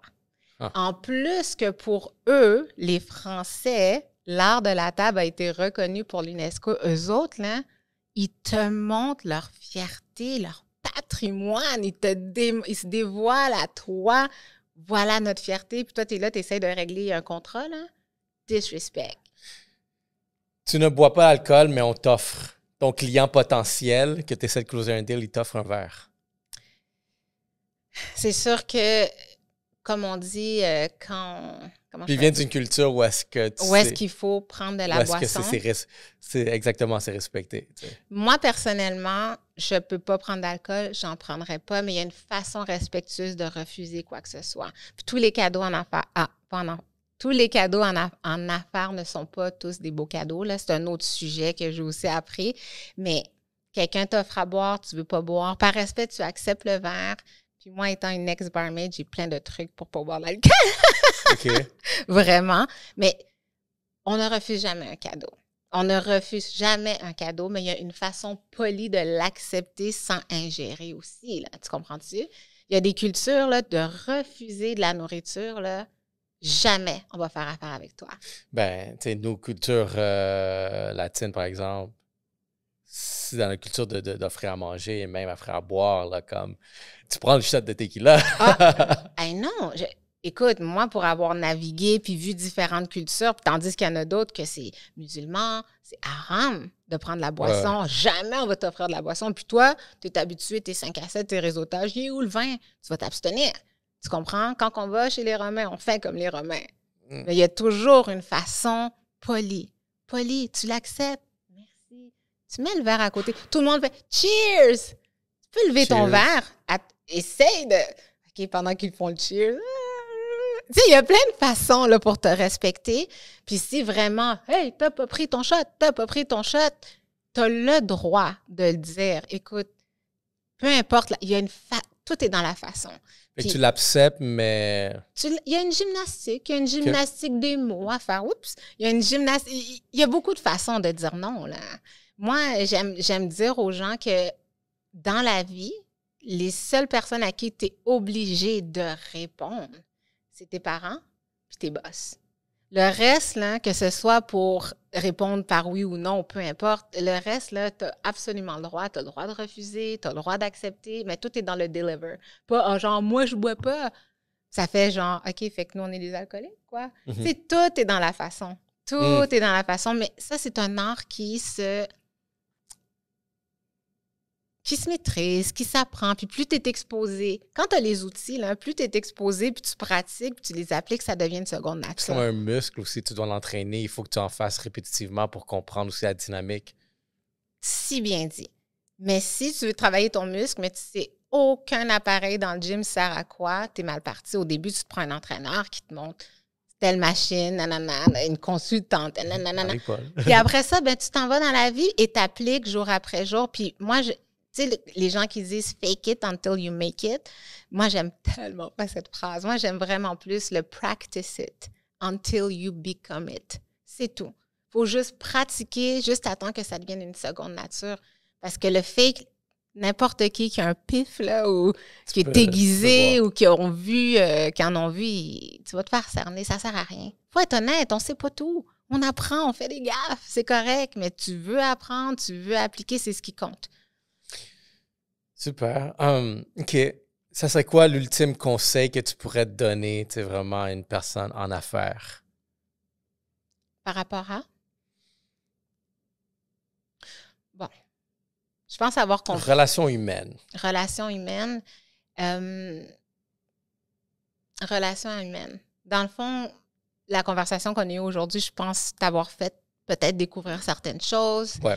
Les gens qui vont écouter ça aussi, c'est de voir l'étiquette des affaires, les bonnes manières, le savoir-vivre comme étant un outil. Vraiment, c'est un levier tellement puissant, tellement fort, mais tellement silencieux. Tu sais, il y a des gens là qui arrivent quelque part, puis toute l'atmosphère change au complet. Ils n'ont même pas dit un mot. Ils ne parlent pas fort. Mais c'est tellement puissant. Mais c'est quoi? Qu'est-ce qui fait que ces gens-là ont de quoi de différent? Puis moi, je l'ai compris, c'était quoi? C'est ça. C'est pas comment je suis habillée, comment je parle fort, je dis tous mes diplômes, tout. Tu sais, tu dévoiles trop de choses pour prouver. Je trouve que l'étiquette, la maîtrise de cet art, c'est un levier fort, puissant, mais tellement silencieux. Fait que les gens, on dirait que c'est oublié, mais on va ramener ça d'actualité, là, je pense. J'adore le conseil. Est-ce que c'est peut-être le côté mystérieux ou est-ce que je sens une énergie, mais je veux en savoir plus, mais la personne ne me donne aucun signal? Exactement. On est attiré par quoi? par le silence, par la personne qui est différente, mais on ne sait même pas comment. On ne sait pas pourquoi. Qu'est-ce qui est différent? C'est drôle, mais les gens qui maîtrisent l'art de l'étiquette, c'est les personnes les plus silencieuses. C'est les personnes qu'on sait le moins sur eux, leur vie privée. Tu ne sais rien de cette personne-là, mais tu es curieux. Puis tu te sens bien avec cette personne-là. Tu te sens pas jugé, tu te sens pas critiqué, il est pas impoli, il te traite comme si qu'il te connaît, ça fait 10 ans. Il te traite comme... Tu te sens tellement spécial, tu la connais même pas, là. C'est tout un art, ça. Wow. Wow. Je sais pas si tu es d'accord. Moi, c'est comme ça que je le vois, je le vis, puis c'est mes expériences de vie tu sais, moi, dans mon expérience, je suis très réservé par rapport à ma vie personnelle. Je suis présent... Tout le monde me voit régulièrement, tu sais beaucoup de choses sur moi, mais tu sais rien sur moi. Puis fait que j'ai reçu des fois des commentaires où est-ce que je sais rien sur toi. Comment tu vis? Comment tu gagnes ta vie? Parce que le monde pense que je fais du podcast à temps plein puis je paye mes bills comme ça. J'aime dire, mais... je m'excuse de t'interrompre, mais j'aime dire que qu'est-ce qu'on a de plus précieux dans la vie, mais on le cache. Tu comprends? C'est un trésor, là. On ne l'expose pas, on fait attention à ça. Là. Comment je peux dire? Je veux pas que les gens deviennent des psychos, je cache ma vie. C'est pas ça. Il faut que ça soit naturel. Il faut que ça soit naturel. Justement, il faut que ça soit naturel. Il faut pas jouer de game. Maîtriser l'art de l'étiquette puis comprendre vraiment c'est quoi puis l'implémenter dans sa vie, ça va juste rehausser tout le bien qui est déjà en toi. C'est ça, mon Dieu, le micro, il m'attaque. Ça, je bouge pas trop. Mais ça va juste rehausser toutes les meilleures qualités que tu as. C'est ça le but de ça. Les gens pensent que c'est pour l'élite ou c'est pour les gens snobs. C'est pas vrai. C'est toute une mauvaise conception des choses parce qu'avant, c'était réservé à ça. Ça vient de l'époque de Louis XIV. Puis Louis XIV est arrivé avec ses règles d'étiquette. Okay? Il est arrivé, il a transmis ses règles à des gens, les gens les plus proches de lui. Là, ça commençait à s'échapper. Puis les gens ont essayé de répliquer qu'est-ce que ces gens-là font pour avoir autant accès au roi. Fait qu'ils essaient de regarder, copier, ils essaient de comprendre, mais sans vraiment comprendre la vraie essence des vraies règles. Fait que les gens, ils mélangent les choses, ils croient, ben là, c'est pour les snobs. C'est pas pour les snobs. C'est tellement, pas secret, mais mystérieux. Il faut comprendre ces codes non dits avec la bouche, là. Ces codes-là, comment je peux dire? Là, je me perds un peu, mais je pense que tu comprends qu'est-ce que je veux dire. C'est comme des règles non écrites. C'est des règles non écrites. Tu ne vas pas aller en prison parce que tu manges ta gomme, ta bouche, la bouche ouverte. Là. Tu ne vas pas avoir une sanction puis un ticket parce que tu as parlé trop fort puis tu t'es tapé les cuisses sans rien. Là. C'est pas ça. Mais c'est quand même des codes de conduite à comprendre. Puis les gens qui les comprennent entre eux s'identifient. Puis malheureusement, ben on est jugé. T'as beau faire ce que tu veux dans la vie, avoir de l'air de l'enveloppe parfait et tout, puis tu veux arriver, parler ou être invité à un certain cercle, puis l'opportunité arrive, mais tu te trahis parce que certaines bases d'étiquette que tu ne maîtrises pas du tout. T'as beau t'habiller, je ne sais pas de quelle marque, là, ou l'enveloppe, t'as beau mettre tout l'argent que tu veux là-dessus, mais les gens qui comprennent ces règles-là, ben on se reconnaît entre nous. C'est pour ça que je dis que ça ouvre des portes sans que tu le saches, mais juste d'être curieux. Puis pas revirer ça du bord de la main puis penser que la gentillesse, c'est de la faiblesse. Puis moi, là, je suis pas polie parce que, puis je sac, puis c'est donc bien cool. This is wrong. This is wrong. Puis oui, tu vas te tenir avec des gens qui pensent comme toi, puis c'est correct, t'es bien là-dedans, puis... Tu comprends un peu qu'est-ce que je veux dire? Non, c'est super. Marie-Paul, ça fut un plaisir. J'ai adoré. Je pense que je veux en savoir plus, mais... On pourrait aller longtemps, comme je savais pas qu'il y en avait autant. Il y en a beaucoup. Je savais qu'il y avait une base, mais tu sais, vraiment, quand tu rentres un peu dans la psychologie de l'étiquette, l'art de l'étiquette, c'est super passionnant. Oui, mais moi, je te remercie pour l'opportunité parce que ma mission, une de mes missions, c'est vraiment que oui, les gens comprennent, mais il n'y a pas assez de gens qui ont cette même mission que moi, je trouve. Fait que j'aimerais avoir des alliés. Ça prend plusieurs personnes qui comprennent ça puis qui veulent aussi véhiculer cet art qui est complètement mise de côté, mais qui est tellement puissante. Ben, je pense qu'on est dans une période où est-ce qu'on est tellement avancé qu'on commence à se perdre, mais il y a énormément de discours où est-ce qu'on veut ramener un peu de valeurs traditionnelles. Puis ça serait une valeur que moi, maintenant, je suis plus mature, que j'ai une famille aussi, que j'ai du monde qui me regarde. Ben, je pense que c'est très nécessaire puis important de l'avoir, surtout pour se démarquer. Si tu vas avoir, je parle beaucoup de personal branding, mais si tu veux te démarquer ta marque personnelle, ben juste avoir peut-être ce petit quelque chose-là de plus. Écoute. Te donne une valeur de plus. As-tu un site web où est-ce que le monde, oui. Comment ça marche? On demande une consultation. Oui, bien, tout est sur le site. Puis ce que je vais faire avec plaisir, je te partagerai ces informations. Oui. Si tu veux, mettons, quelqu'un écoute le podcast puis est intéressé. Non, avec plaisir.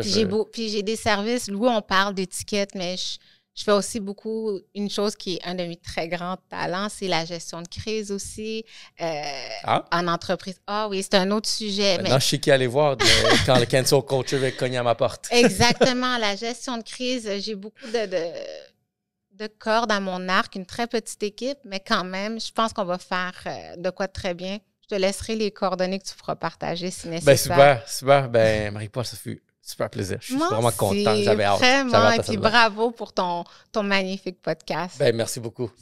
C'est vraiment sincère. Vous avez compris, guys, lors de l'étiquette avec Marie-Paul. Bonne journée.